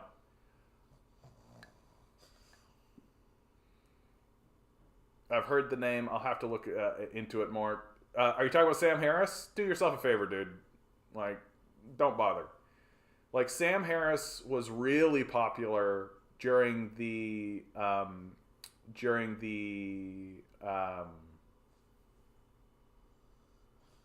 New Atheist movement, right? During the New Atheist movement, that's when Sam Harris was at his most popular, right? He was getting on Bill Maher. He was being platformed, on Bill Maher. He would go on Joe Rogan's podcast, right? Like, Sam Harris was in the mainstream for a period of time, especially post 9/11, because Sam Harris was acting as a terrorist, he was acting as a torture apologist, right? He was acting as an apologist for the actions of the state. And so I think that really let powerful people be like, we've got to make sure that people hear this guy more and more, right? Yeah, and Chris Hedges, debates Sam Harris and confronts him on all of this, and then writes a book on the new atheists, and really nails him and nails them for what it is they're doing, right? That they essentially worship a state religion, that their religion is the state. And what cyberpunk anime are you talking about? You keep mentioning a cyberpunk anime. I don't know what you're talking about. And like, to me, the thing that really, like, where Harris wandered away from credibility was simply his defense of torture, right? He was the guy who put forward the ticking time bomb scenario as a justification for the torture regime that the Bush administration was committing in its war on terror. And the ticking time bomb scenario basically says, if we know someone has a piece of information that could prevent lives from being killed, from, you know, that could save lives, then we have the right to torture that person, right? And of course, the United States military basically comes out and says there is no such thing as a ticking time bomb scenario, right? So it's a fictitious thought experiment being used to justify torture, right? And it completely sidesteps the most problematic aspect of torture, which is that torture is one of those things that is evil in and of itself. That if I am a person who believes that you are evil and seeks to do harm to you because you are evil, and then you turn around and torture me, all you do is confirm what I believed in the first place, right? That the act of torture, by its very definition, confirms that you are an evil person. And to stand there and attempt to defend torture as a justifiable act under any circumstances is reprehensible. Like it's indefensible, right? And the fact that Harris stood up and made the attempt and has never recanted, and Hedges was the guy who pegged him.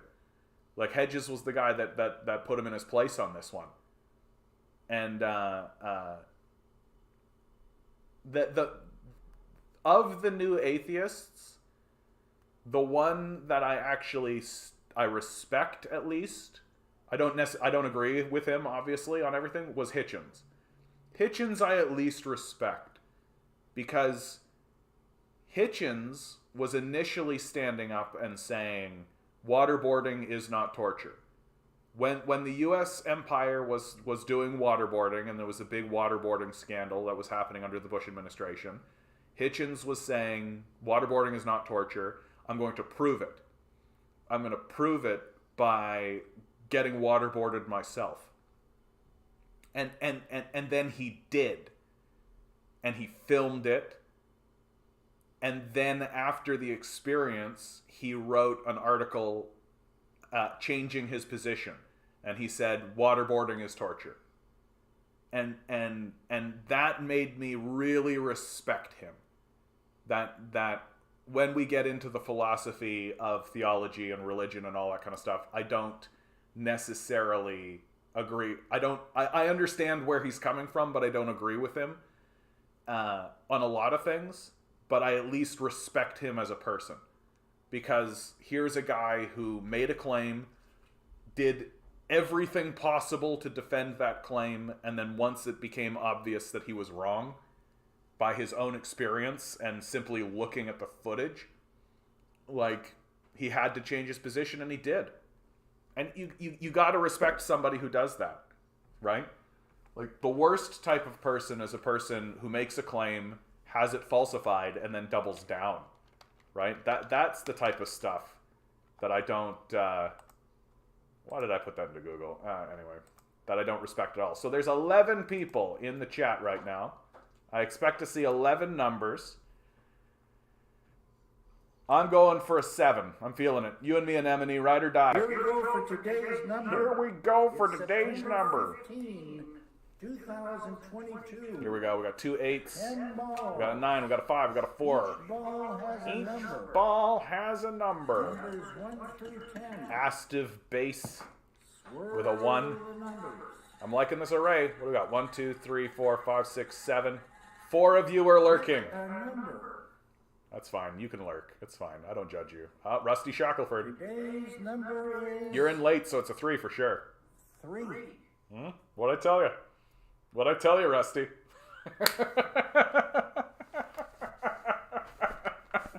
How'd you like that? Didn't that have a mystical quality about it just there? Didn't that have... Wasn't there something magical that just happened there? I felt it. I felt like a wizard right in that moment. Right? Absolutely. Rusty is a pre-watcher. Waterboard him to get the admission. Yay. Good for you, Rusty. Good for you, bud. I hope something happens that troubles your subconscious for a little while, and then at the end of it you go, oh, I think I've grown as a person. I hope that happens to you. May the energy of David Lynch carry into your life from now into eternity. Or at least until tomorrow's number draw.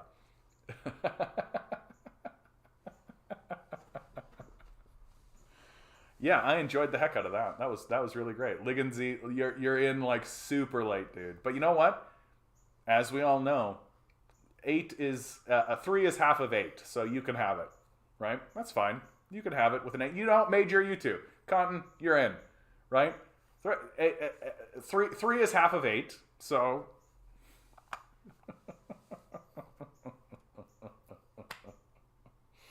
All right. That's nice. That's nice. Yeah, the new atheist movement was really that was a lot of fun, I gotta be honest. I was still a fundamentalist Christian while that was going on. And I won't lie, like the new atheist movement was definitely like a sharpening experience for me because I was following it really closely. Like I was watching like all of the debates. I was watching anything those guys did. Dawkins, Dent, Hitchens, right? Harris. Anything those guys were doing, I was definitely tuning in and paying attention to. And my estimation of, and what I thought was actually quite helpful, was like when it came to confronting the evangelicals, I thought that they were very strong. Because someone needs to confront these guys, right? Someone needs to confront the evangelicals. And the leftist churches aren't, right? And they're not really involving themselves. And so when they like run up against people like Ken Ham, right? When they run up against people who are like these evangelical Christian types, they were just smashing them, right? Because these evangelicals, their worldview is just like incomprehensible.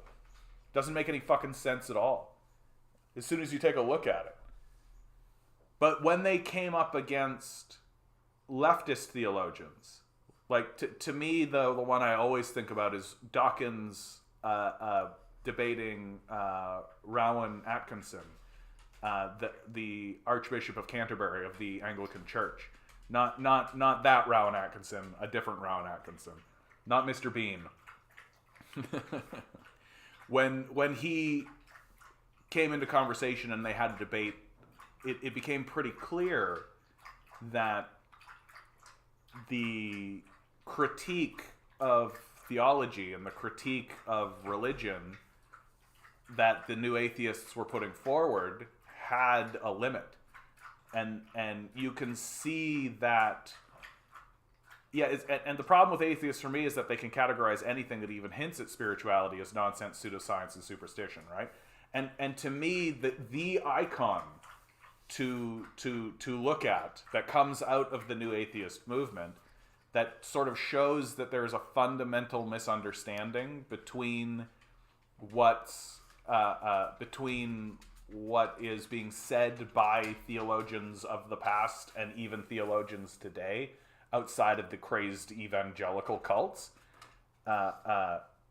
is the spaghetti monster, right? The giant spaghetti monster to me is this icon that really shows the fundamental misunderstanding of what's being talked about, because the giant spaghetti monster misses the mark, right? That when theologians of the past and the present, incidentally, get talking about subjects like God, right? We're talking about the totality of all creation. That's what's being talked about. That's what Aquinas was talking about. That's what Augustus was talking about. That's what Isaac Newton was talking about, right?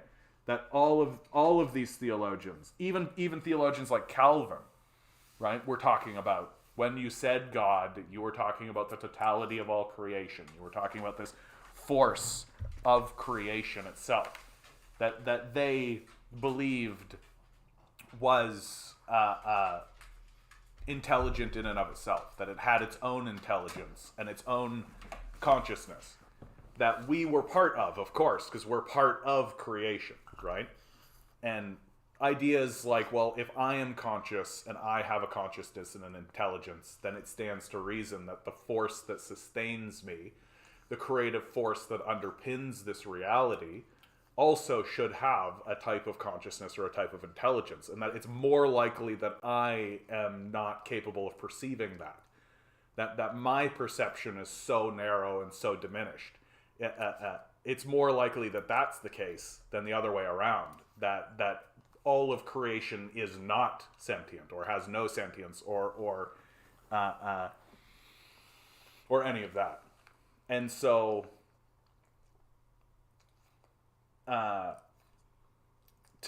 to me, this giant spaghetti monster comes out as a figure that is like, oh, this is what we're making fun of your God, and it's like, but it's not. Like, it's a figure within the universe. It's more akin to like a Xenu monster or a Xenu alien from Scientology or something. And Cotton, I mean, your position here, I think, is completely fine, right? I'm going to be a straight shooter as an atheist right now. I don't care about spirituality, right? I just want my rent to be easy, yep. If that means throwing salt over my shoulder or praying with you, fine. I just want my transmission fixed. As legitimate a statement as can ever be said, Cotton. That is why communists historically have always been focused on improving material conditions, right? That historically communists have worked against religious institutions and like worked against religious organizations, right? And it's not that like Marx hated religion, but like understood that like religious institutions can often, and religious conversation itself, can also be used as a way to deflect away from just like identity politics, right? Can be used as a shield or used to deflect away from the discussion of material conditions.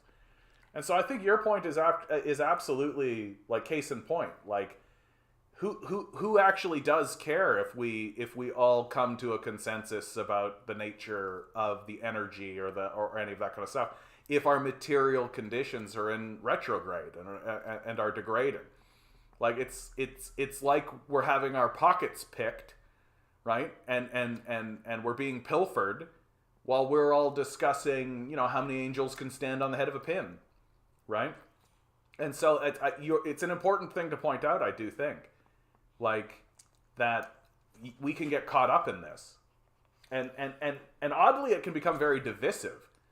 Right? Like, I know that when I was growing up in the evangelical community, getting into these sort of spiritual, theological discussions could divide communities.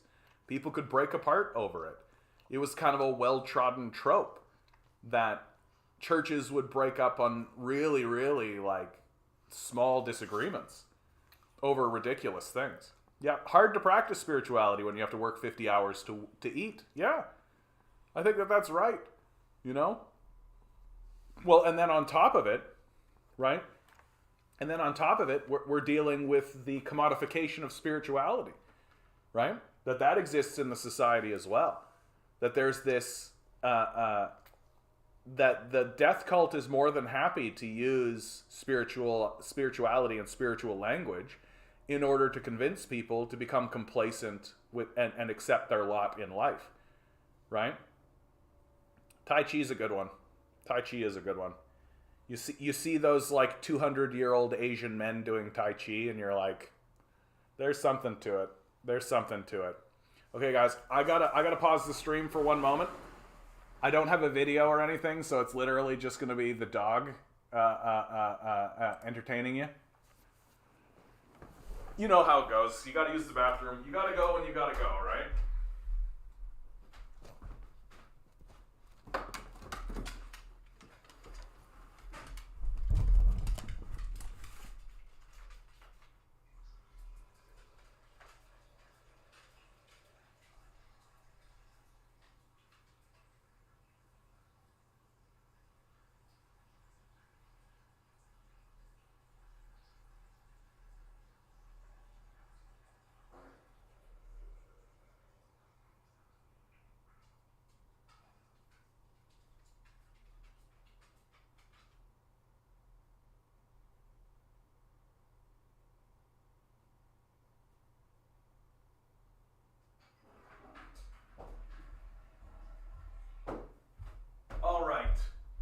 I came back. Did this guy say anything rude? I hope not. I hope not. Ugh. The flip side is people who have everything and are depressed. Isn't that fucked up, eh? Like people fucking work their lives to get it all and to get the dream and all this, and then are just like miserable, right? Because, you know, their material conditions are acceptable, but they have no peers, and everybody around them is miserable because everybody around them is sacrificing their lives in order to increase the material conditions of the wealthy, right? Like, for real, even in communism, I'd be an atheist even then. Well, I mean, like, communism like the initial communist push called for a society without religion. Right? I think atheism is a fairly accepted position within communist circles. Like I tend to think that I'm the one that's on the like, I'm the fringe, right? For sure. I think that's absolutely the truth. That I think it's far more common to encounter communists that would consider themselves atheist, or at least agnostic, right? Like, I don't take that position. I definitely think, like, I call myself a theologian. I like to frustrate people by saying I'm a secular theologian. That's a fun thing to say to people because it's inscrutable. I think people don't know what to make of it, and that's what I like about it. And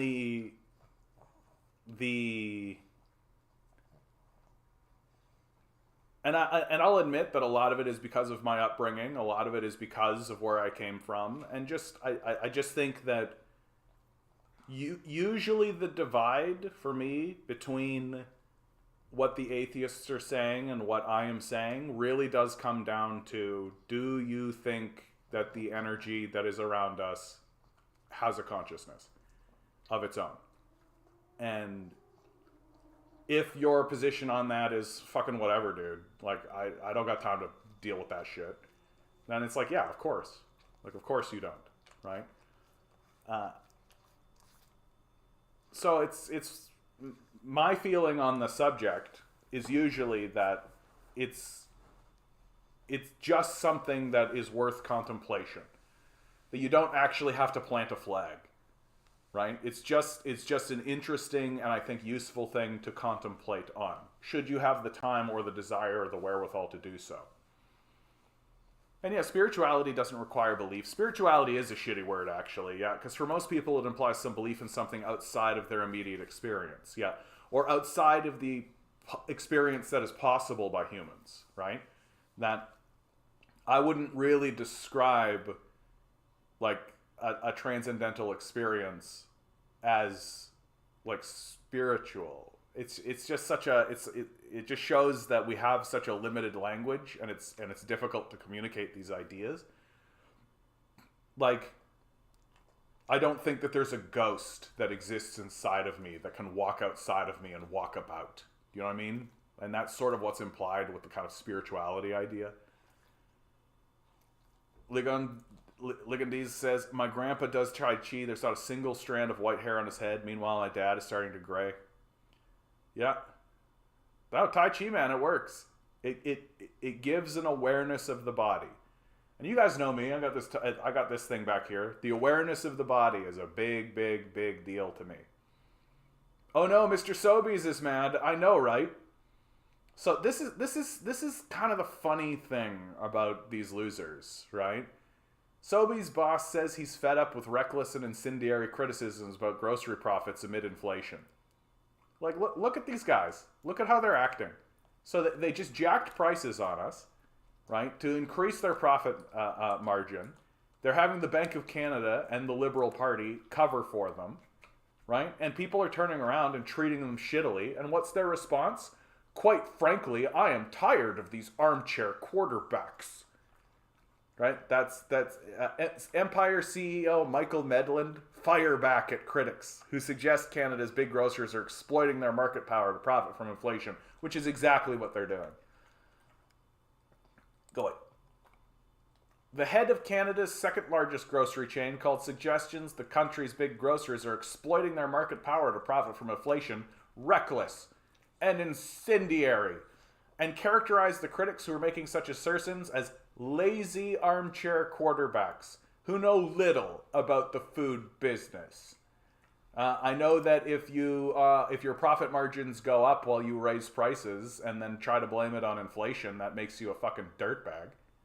I know that. Michael Medland, chief executive of Empire Co. Limited, which runs 1,600 stores under the Sophie's, Safeway, Freshco, IGA, and Farm Boy banners, made the unusually impassioned remarks at his company's annual general meeting on Thursday. Earlier, Stellarton, NS-based Empire, reported net income of $187.5 million in its most recent quarter, little changed from a year earlier. Quite frankly, I'm tired of these armchair quarterbacks who make little effort to even understand the basics of our business, but are comfortable sitting on the sideline pontificating about how Canadian companies are reaping unreasonable profits on the back of inflation, because it's exactly what you're doing. Medland told shareholders assembled in a movie theater in New Glasgow, Nova Scotia, "It's absolutely not true, even though it's completely true," he continued. "These reckless and incendiary attacks are meant to divide us. We are divided. You're an owner, you fucking moron. And sit in stark contrast to the collaboration and problem solving that we're experiencing in the darkest moments of the pandemic." You see how they think? Like, they actually are trying to convince, I think even themselves, they're trying to convince even themselves that we're all in this together, right? That they're genuinely trying to convince even their own deluded mind that we're all in this together. And if you say that we're trying to take advantage and exploit the situation, well, you're trying to divide us, when we should be coming together and unifying and with collaboration and problem solving, which stands in stark contrast to reality, which is that you are owners and we are owned, right? That there is a natural antagonism between the two of us in which we can never unify. Like, you can never unify along these lines, right? You can never collaborate. You can never problem solve with this capitalist structure. It's impossible by its very definition. And so this statement is either extremely deluded, right? Which is completely possible. Like, it's totally possible these guys are just delusional, right? Or it's just malicious. It's just malicious propaganda, which is also completely possible, right? Medland's remarks represent the most aggressive attempt yet by anyone in the grocery business to push back against a summer of bad press that stoked resentment among customers and threatens to attract the attention of politicians who have demonstrated a newfound interest in competition policy. I love this line here, that stoked resentment among customers threatens to attract the attention of politicians who have demonstrated a newfound interest in competition policy. That line might as well read, and attract the politicians who have demonstrated a newfound interest in giving a shit about the people they represent. Right? Like, our political class, like, given the way our system works, the best case scenario for people is to convince some crazed narcissist that if they want to be the leader of the province or whatever, the way to do it is to confront these capitalists, right? That if you want to be the premier, you should try to stick your thumb in the eye of these fucking losers, right? Canada's big grocers have faced blowback in recent months for posting profit gains as shoppers face the highest grocery inflation since 1980s. Empire and its main rivals in the industry, Loblaws Company Limited and Metro Inc., have all dismissed the criticisms as unfounded and misguided. What? Yes, raise price on cheese. Misguided. That didn't stop the swirling accusations of corporate greed from turning into public relations headache for the industry, which was only just shaking off the hero pay scandal of 2020, not to mention an ongoing federal investigation into an alleged scheme to fix the price of bread and a protracted government campaign to stop grocers from bullying their suppliers. Nationalize these guys. Nationalize these guys. These guys are losers. They're children. Nationalize these.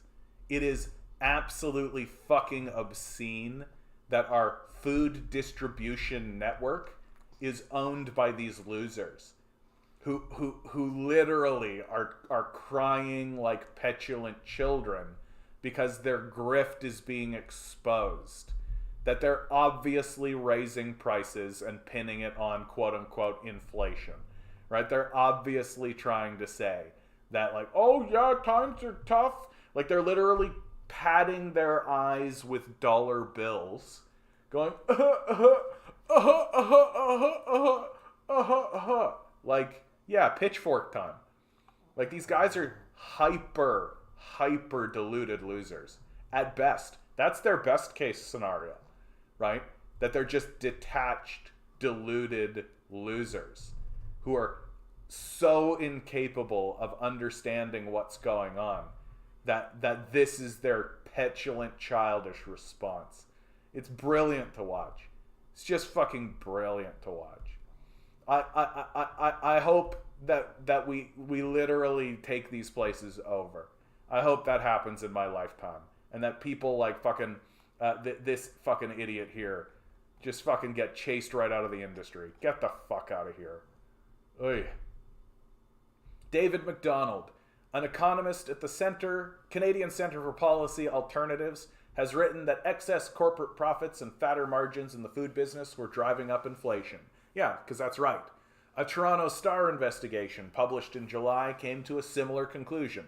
Yeah, it's like these guys are looking at a cup of water and reporting, new report in, guys, water is wet. New report, water is wet. Although technically water makes things wet. Water itself is not wet. Shut up. Shut up. And last month, the Financial Post worked with accounting and auditing experts to analyze financial statements from the top 3 grocers and found a more complicated picture than the one drawn by McDonald in the Star. The scrutiny was being stoked by a handful of politicians, media sources, and think tanks, not because we are struggling, but for being too successful in this difficult environment of high inflation. Like, I love it when these guys say, oh, if you're raising taxes, you're punishing success. You're punishing success. Yeah, if you raise taxes, you're like, yeah, we're going to punish successful psychopaths. Like, any rational, sane society would take a look at Ted Bundy saying, you're just punishing a successful a murderer. I'm just being successful at what I'm doing, and you're punishing me. And be like, yeah, that's right. And same story, right? but we're being too successful in this environment. Yeah, what are you being successful at? Yeah, success is when you steal labor. Success is when you jack prices. Success is when you... Success, like, being successful in this difficult environment makes you a fucking criminal, you fucking loser. Like, unbelievable. Unbelievable to me that these guys are trying to pretend like what they're doing is based on their own savviness and their success. As opposed to just obviously saying, well, where else are they going to go? Raise prices. Right? Yeah, how do you argue people don't understand when you're posting profits? Yeah, exactly. Like, just fucking get out of here, man. I guess it makes for easy headlines and ignores what is truly driving our success. What is truly driving your success, dude? You know what they're going to say? Our savviness. Because they're arrogant, detached, delusional losers. I refuse to apologize for our success. Fucking arrest these guys. Put these people in prison. Put these people in prison. They are jacking prices and using their monopoly power in order to impoverish the nation. That is what they are doing. And then they are standing in front of us and saying, I refuse to apologize for doing it. Arrest these people. Like, but we're such a tepid loser people. We're such a loser people. Like, no one's actually going to do that. Justin Trudeau's not going to do that. Pierre Poilievre's not going to do that. Right? Because we're fucking losers. We're just enormous losers. And I bet you anything, this guy's going to stand up and be like, I refuse to apologize for our success. And the nation's just going to go, okay, I guess so. I mean, I don't like it, but nah. And that's it. So this guy can stand up and say whatever he likes because nothing's going to happen to him. Because we're a country of fucking weak losers. Right? Like, the type of fascism that's going to come in and take this place over is just a bunch of fucking internet chuds. And they're going to take over because we're so fucking weak. Because we're so incapable of actually just standing up and telling these assholes to sit back down. That's it. Like, that's it. Like, we should arrest this guy and put him in prison for crimes, right? Impoverishing the nation, right? Social fucking murder. Like, fuck this. Fuck this loser. And yet, what are we gonna do? I gotta get my groceries. Like, get completely fucked. And anybody who defends these losers is just licking boots. You're just licking the boot that's on your fucking back. Ugh. Empire has previously said its margin and earnings are getting better, in part because of its 3-year Project Horizon strategy to expand its Freshco and Farm Boy brands while using e-commerce and analytics to drive profit growth. Yeah, using e-commerce and analytics like, yeah, if we jack prices, we'll make more money. In an earnings update before the annual meeting, Empire reported that profits actually dipped slightly in the first quarter, despite a boost in sales. Oh, could that be because you're spending all your fucking money expanding, you dumbasses? Sales in the quarter ended August 6th, increasing 4.1% compared with the same period last year. The jump came from higher food and fuel sales, which were influenced by this year's surge in commodity prices, as well as this expansion of Freshco in Western Canada, the company said. Discount stores such as Freshco have been siphoning sales away from more conventional grocers this year because more shoppers are seeking bargains as household food bills climb higher and higher. And why are household food bills climbing higher? Because you're jacking them.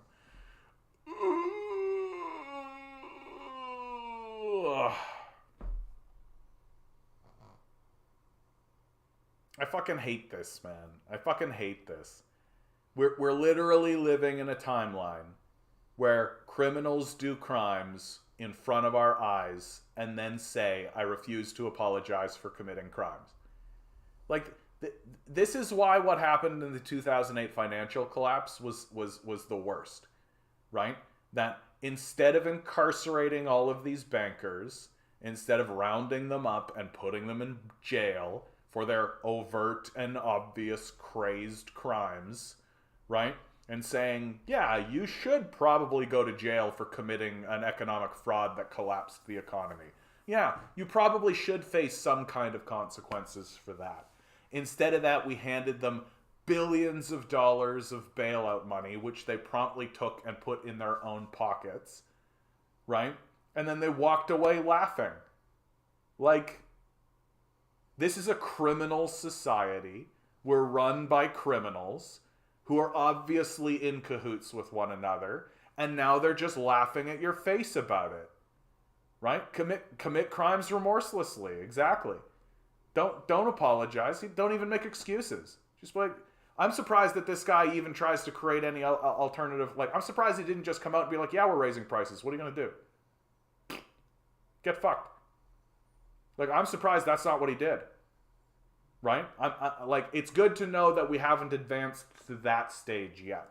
That we're not quite to the stage where they're willing to come out and publicly just say, yeah, we're jacking prices. What are you going to do?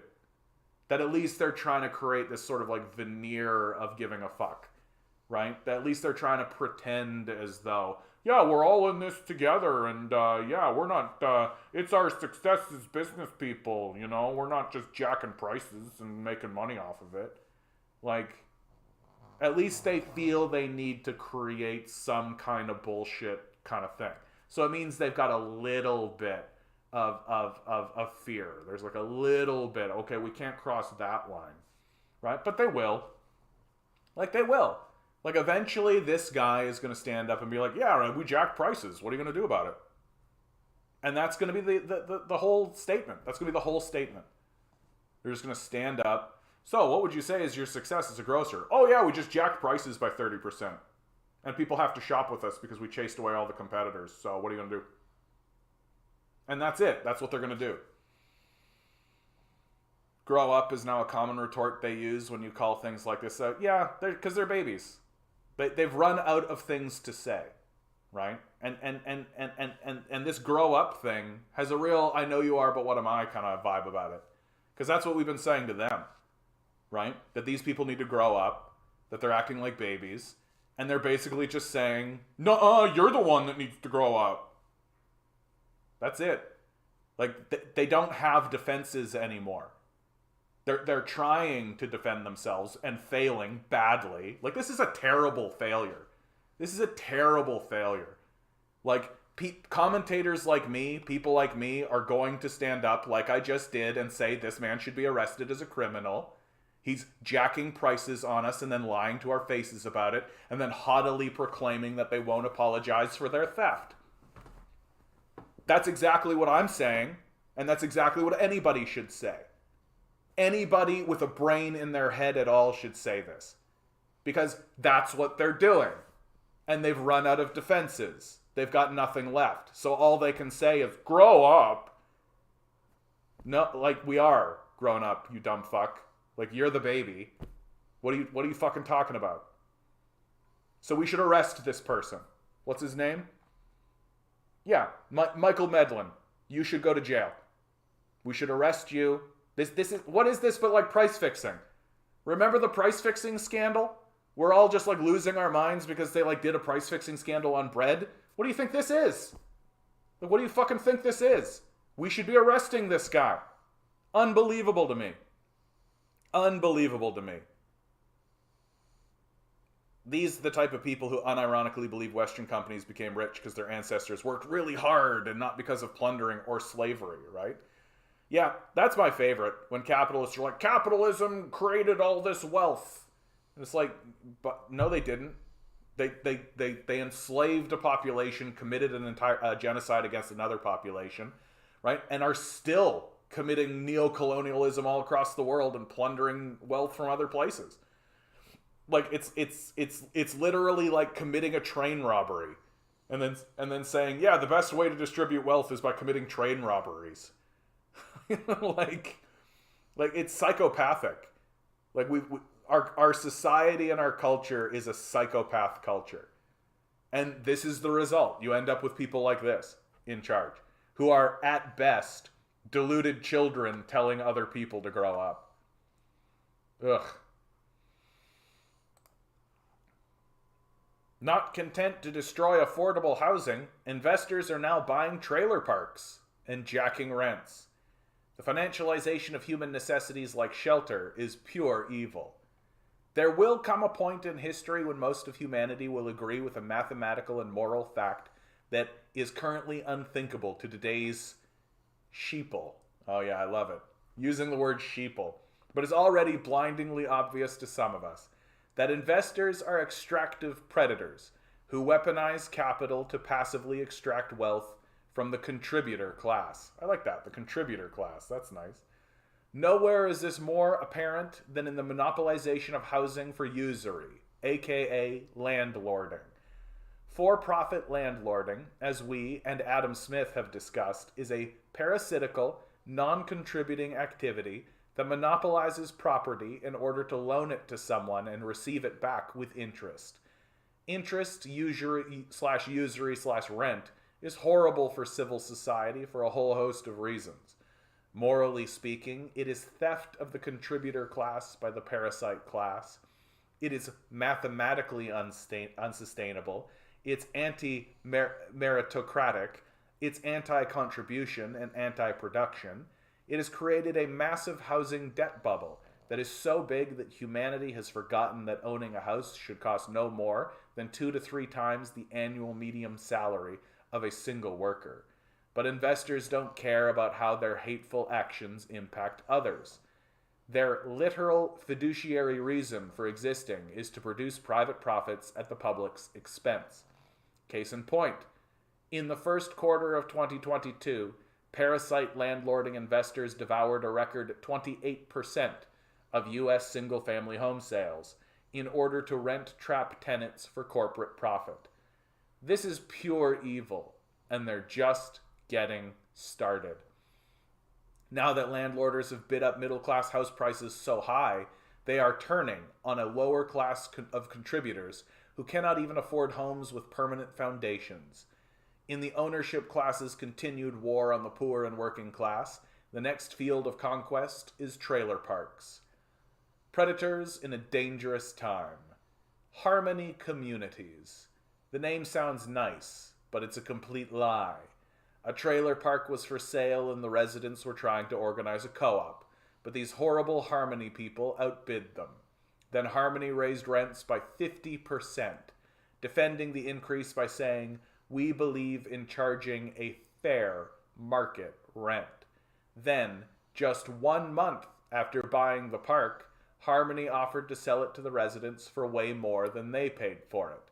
When the residents made an offer, Harmony declined it. And this isn't a one-off scenario. Institutional investors devoured 23% of trailer park sales in the past 2 years, nearly double what they consumed in the 2 years before that. Blackstone owns trailer parks, Carlyle Group, Apollo Global Management, Stockbridge Capital Group, Brookfield Asset Management. Billionaire Sam Zell owns a controlling interest in 170,880 sites. Arch-villain Warren Buffett owns the biggest mobile home manufacturer in the U.S. with half of the total market share. Plus, he owns the 2 biggest mobile home lenders, where 72% of black borrowers got their first loan at crushing rates. Why are billionaires and hedge funds so interested in poor people?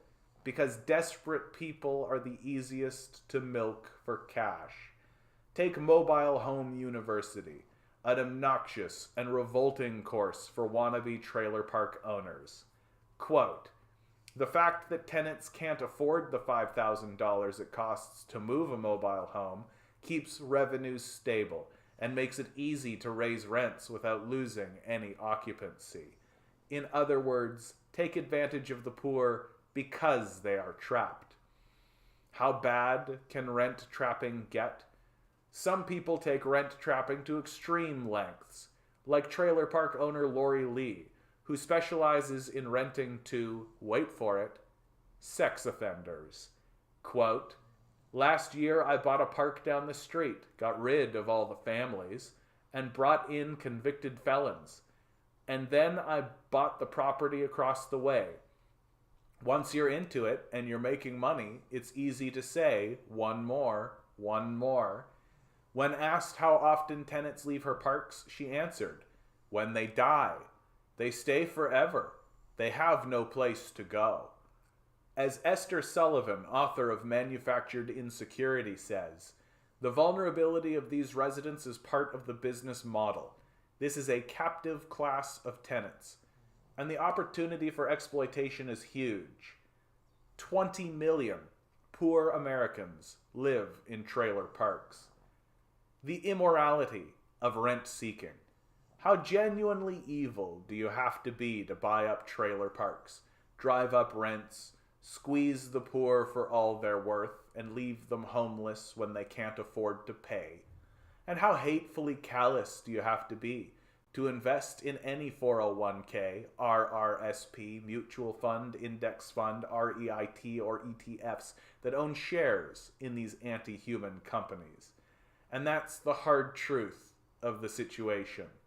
Unless you, dear reader, have done the right thing and cleansed your portfolio from all rent-seeking stocks, you are directly benefiting from the untold anguish and hardship of millions of men, women, and children who have been rent-trapped by corporate landlords. This should make us weep for the state of our global family and our suffering brothers and sisters, and this truth should drive us to immediate action. Otherwise, nothing will change. In fact, it will only get worse. The rich will do what they want, and the poor will suffer what they must. Wow, Jared A. Brock is an award-winning biographer, PBS documentarian, and the cell-free founder of the popular futurist blog, Surviving Tomorrow. How about that?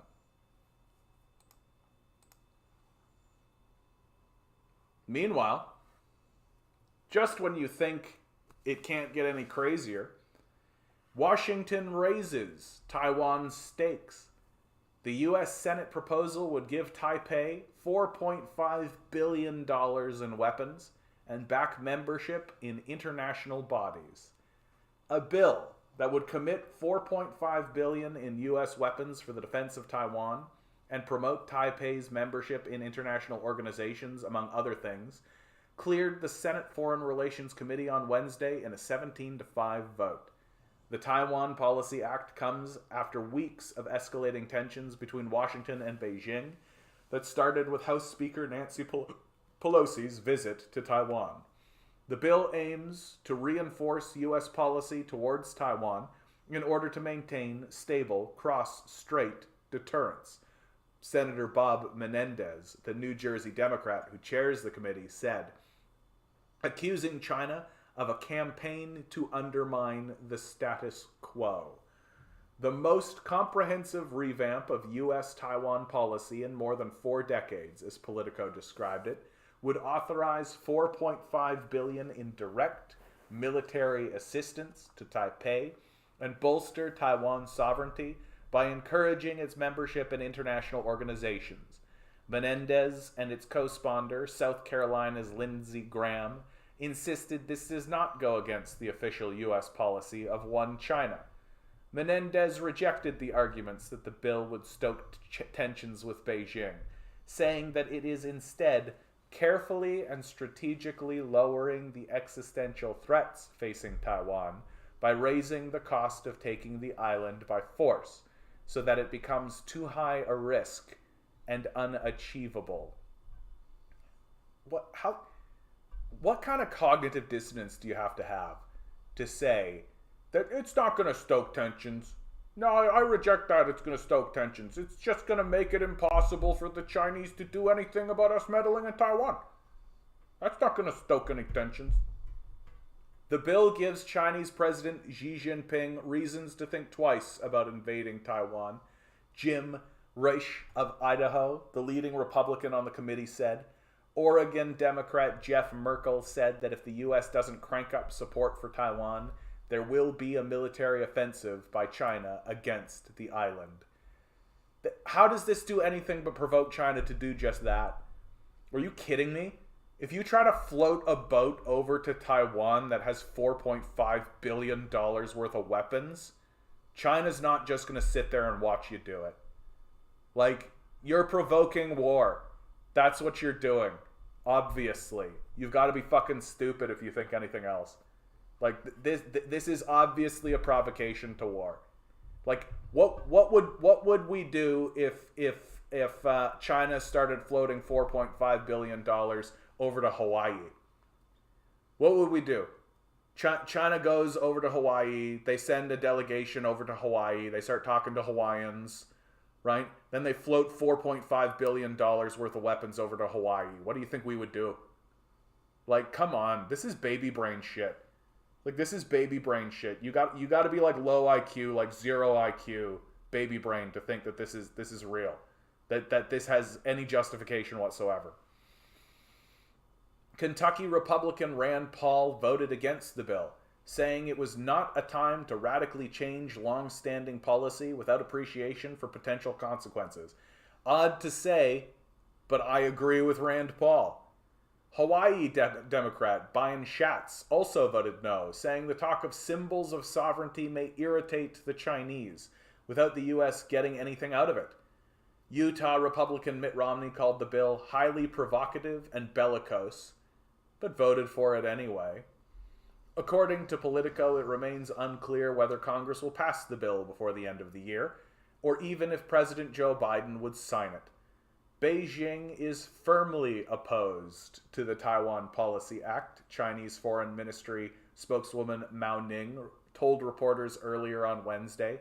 Mao added that the One China policy is the political foundation of relations between Beijing and Washington, and only by handling Taiwan-related issues prudently and properly can further damage be prevented by China-U.S. relations. That's exactly right. Like, what makes the apologists for this, what makes the Free Taiwan apologists so hysterically stupid in this case, is that the United States still operates under a One China policy.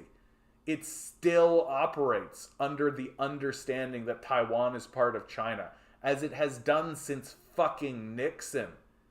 This idea that you're pushing through a bill that's going to float $4.5 billion over to Taiwan while still maintaining a One China policy is babyish. Fucking babyish. And the people who are defending this are babies. Like, unbelievably stupid. And I could just picture, like, your Destinies and your Vosh being like, what? It's totally fine to float $4.5 billion over to Taiwan while still acknowledging they're part of China.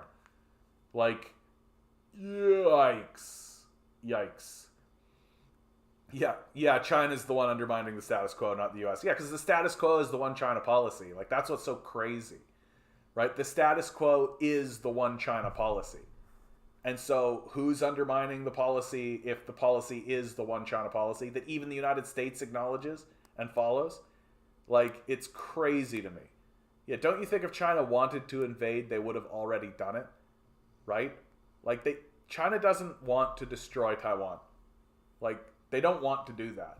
Like, war is hell. Like, it's not good. It's not fun.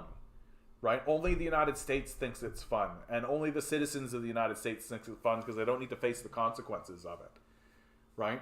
And doing these kinds of provocative acts to a giant like China is going to have consequences. Like, it's going to have serious consequences. And the more and more I look at what the United States is and how it operates and how it thinks about itself on the world stage, the more I really do think, like, they are not going to be satisfied until their cities are rubble. Like, really, I think the United States is just not going to be satisfied until their own cities are destroyed. It just seems to be what they want. It just seems to be what they want. That they want more 9/11 moments. They want more of these. They want missiles to drop in the middle of Washington. They want missiles to drop in the middle of Los Angeles. It seems to be what they want. And it's baffling to me why anyone would continue to support a system that's capable of producing this. Right? Like, the fact that your leaders are saying anything other than, yeah, of course we want peace. Like, of course we want to stabilize these relations. Of course we don't want to destroy everything. Like, of course. Like,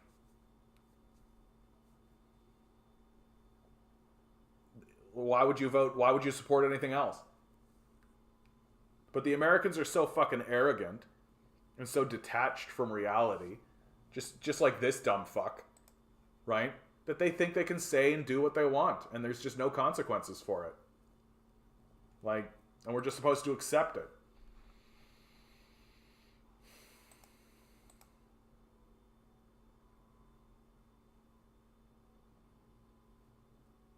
This has been a weird stream, this one, man. What a weird stream. Like,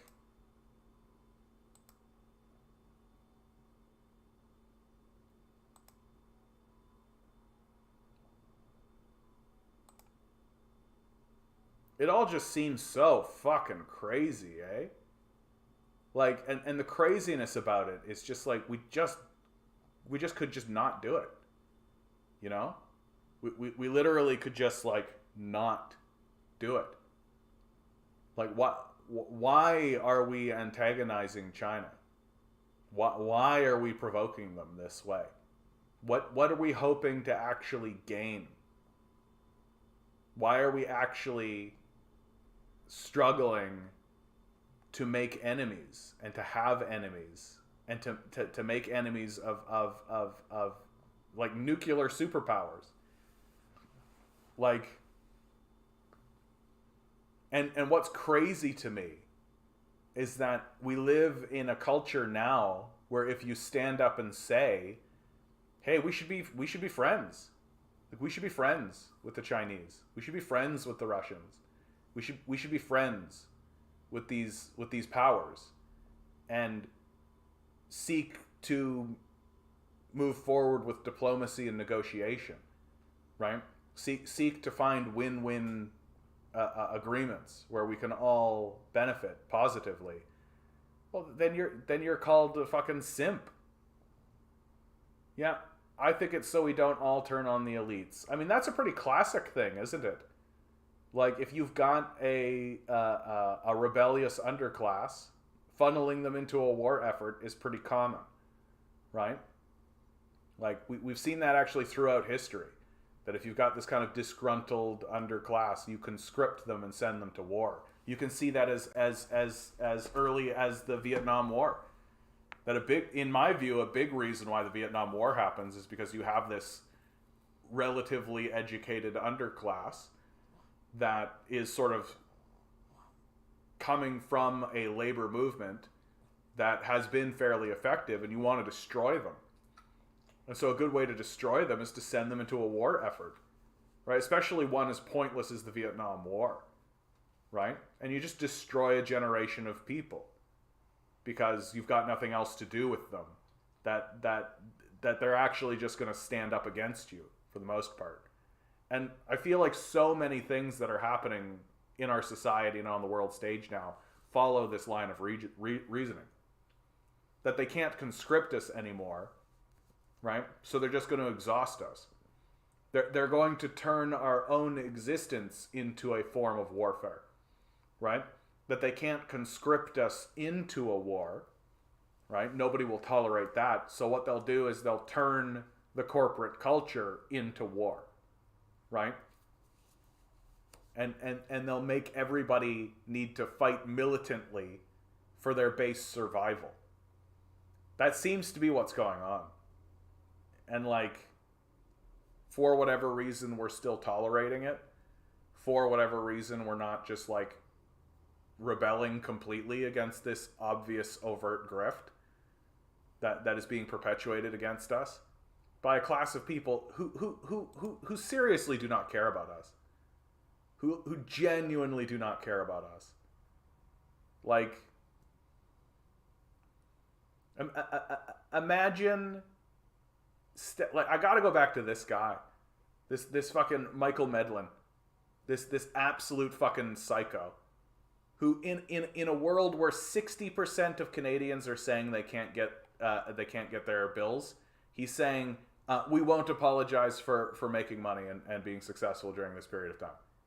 Like, no humility, no sense of compassion or empathy. Not even saying, look, we understand that people are hurting. Like, not even acknowledging the suffering of the people who they are gouging. Because they don't care. They don't care about those people. It doesn't matter to them. People like Michael Medlin live in a detached reality where doing shit like this, fucking sending weapons to Taiwan, makes any sense at all. Like, holy fuck. Holy fuck, man. And my question steadily becomes, like, when is enough enough? Like, when is enough enough for people? Is it literally going to be when your cities are being shelled? Is that what it's going to take? Is it literally going to be wildfires sweeping through the society? Is that literally what it's going to have to take before people go, yeah, maybe we're acting a bit stupid. Maybe we're acting a bit dumb. Because it seems like that's the case. It seems like any dissenting voice is being chased away.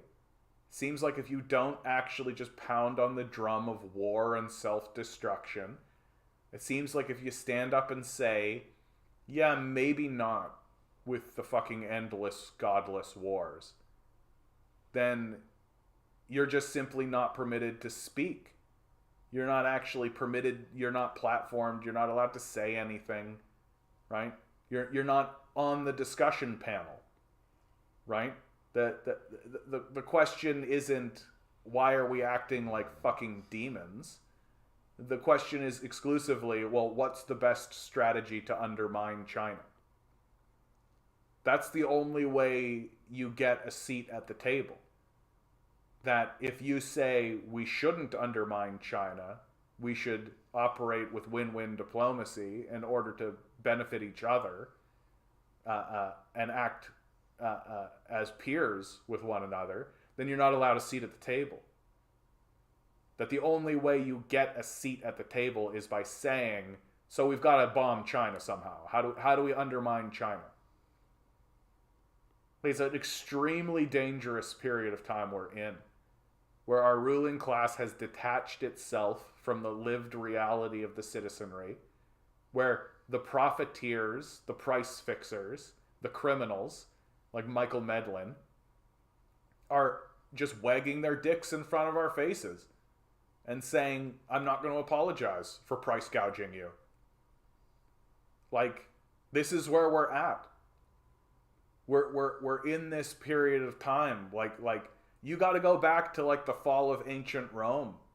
You got to go to like the fucking French Revolution to find these kinds of expressions of arrogance in the ruling class as they actively work to destroy their own citizenry. Like, we're losing our minds. We're losing our minds completely.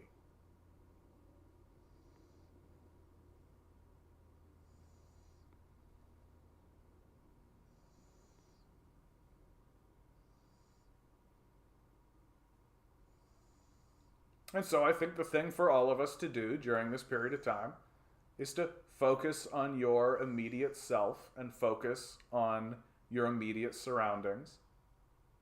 Right? Get to know your neighbors. Actually talk to other people in your community about this. Talk to people you work with about these things. Right? Join an anti-war movement.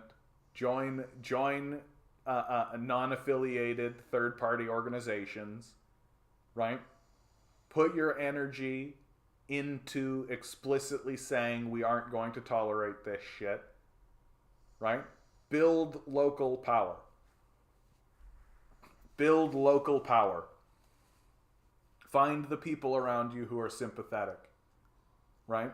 Find the people around you who understand what you're saying and who agree.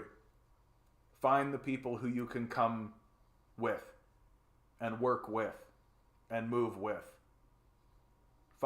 Find those smaller groups that are trying to run a candidate in some kind of small like a teacher's position or something. Find the communist that's running for like school board district. Find somebody who's attempting to infect the system with communism. Find, or do it yourself. Be that person. Find a way to rebel against this system where you are right now.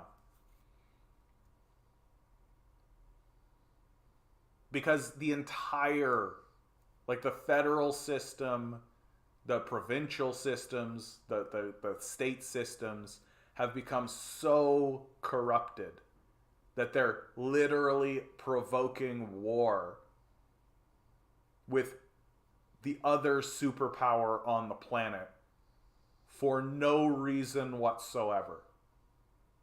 Out of just a sense of total arrogance that we have to be at the top of some hierarchy that doesn't exist in the first place. And if we're not, then we have to provoke and go to war with it. Like, it's delusional what we're experiencing. As delusional as Nero fiddling while Rome burns. As delusional as let them eat cake. As delusional as any of this shit. These just detached rulers who have given up the right to be considered credible in a system that has given up its right to rule. We are not acting rationally. We are not living in a society that is even attempting to act rationally. That while the ruling class is actively betraying us, we're walking around complaining about wokeness. We're walking around talking about trans people in sports.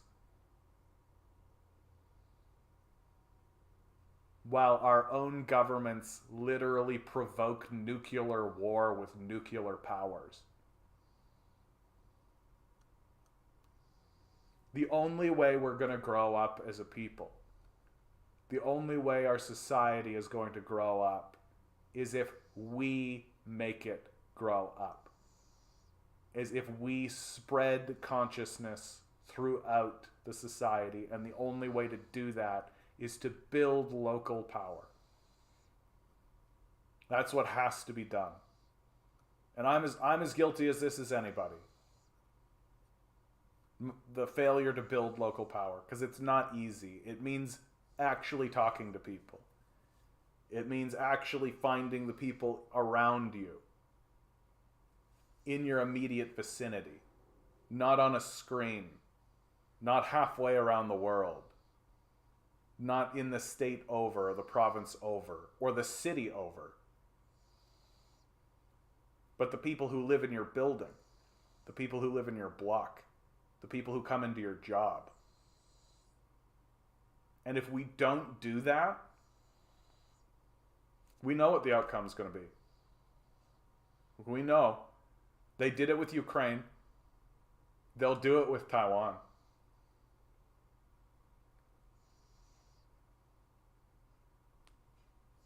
I wonder what people in the future, should there be any, to actually look back on any of this, have to say about any of this. Like this is a period of delusional madness. Of just like absolute darkness. Like, our rulers are as bad as the Nazis. Like, no, and there's not even a debate to be had there. They're maintaining a genocide in Israel. They're maintaining a genocide in Yemen. They're maintaining concentration camps on their own border with Mexico. They're militarizing the police force. They're doing everything they can to militarize themselves, to protect themselves from the obvious, overt revolution that is stewing underneath their feet. And if not a revolution, then certainly the social unrest that they're creating, right? That when let's never forget that when the George Floyd protests were happening, loud conservative voices were calling for police to go in and purge. Openly. Like, the Nazism is going to come home. A society that literally destroyed Vietnam, Cambodia, Laos, literally coups governments all throughout Africa, South America, the Middle East, literally destroys countries, provokes war with Russia, overthrows Ukraine, commits to a war against Russia in the Donbass region, right? That eventually comes home.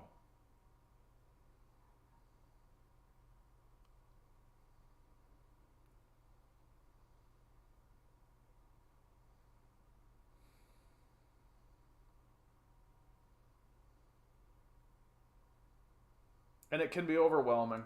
And it is scary, Major. You're right about that.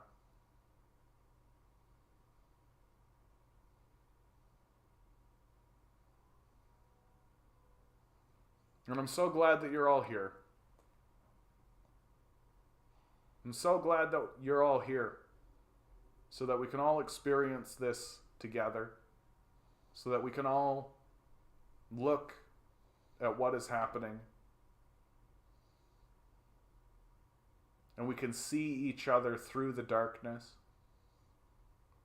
and hopefully together we can act as a little light, that we can strike a beacon, that we can keep hope alive.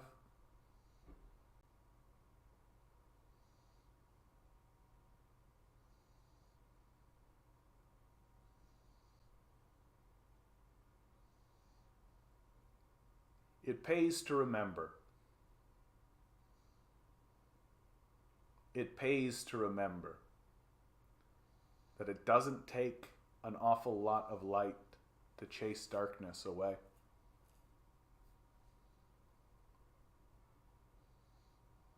That even the darkest of darkness can be chased away with the single strike of a match.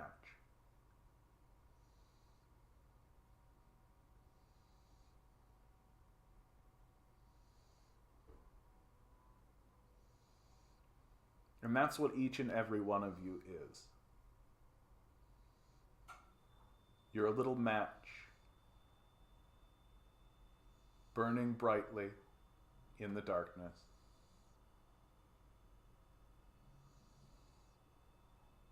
Refusing to be snuffed out. Lighting candles along the way.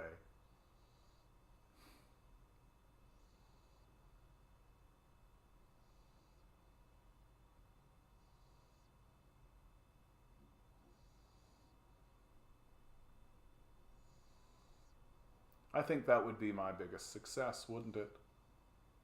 To say at the end of my life that I was just a little match lighting candles along the way. And one day my match goes out, as all of ours do. But if I can look back along the path that I took and see along it candles lit and burning bridges, I'll count myself a lucky man.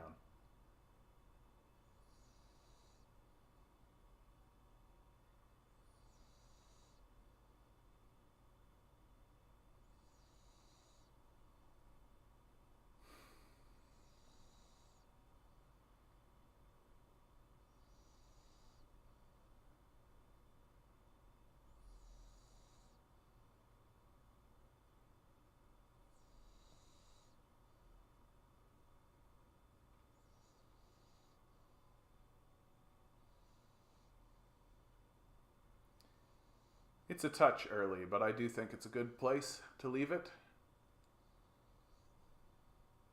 Always remember,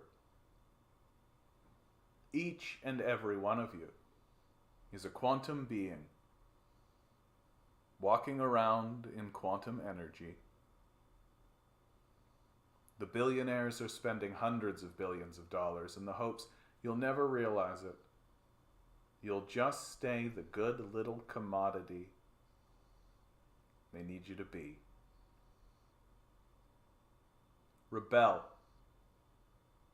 Revolt. Repent. Good luck. We're going to need it.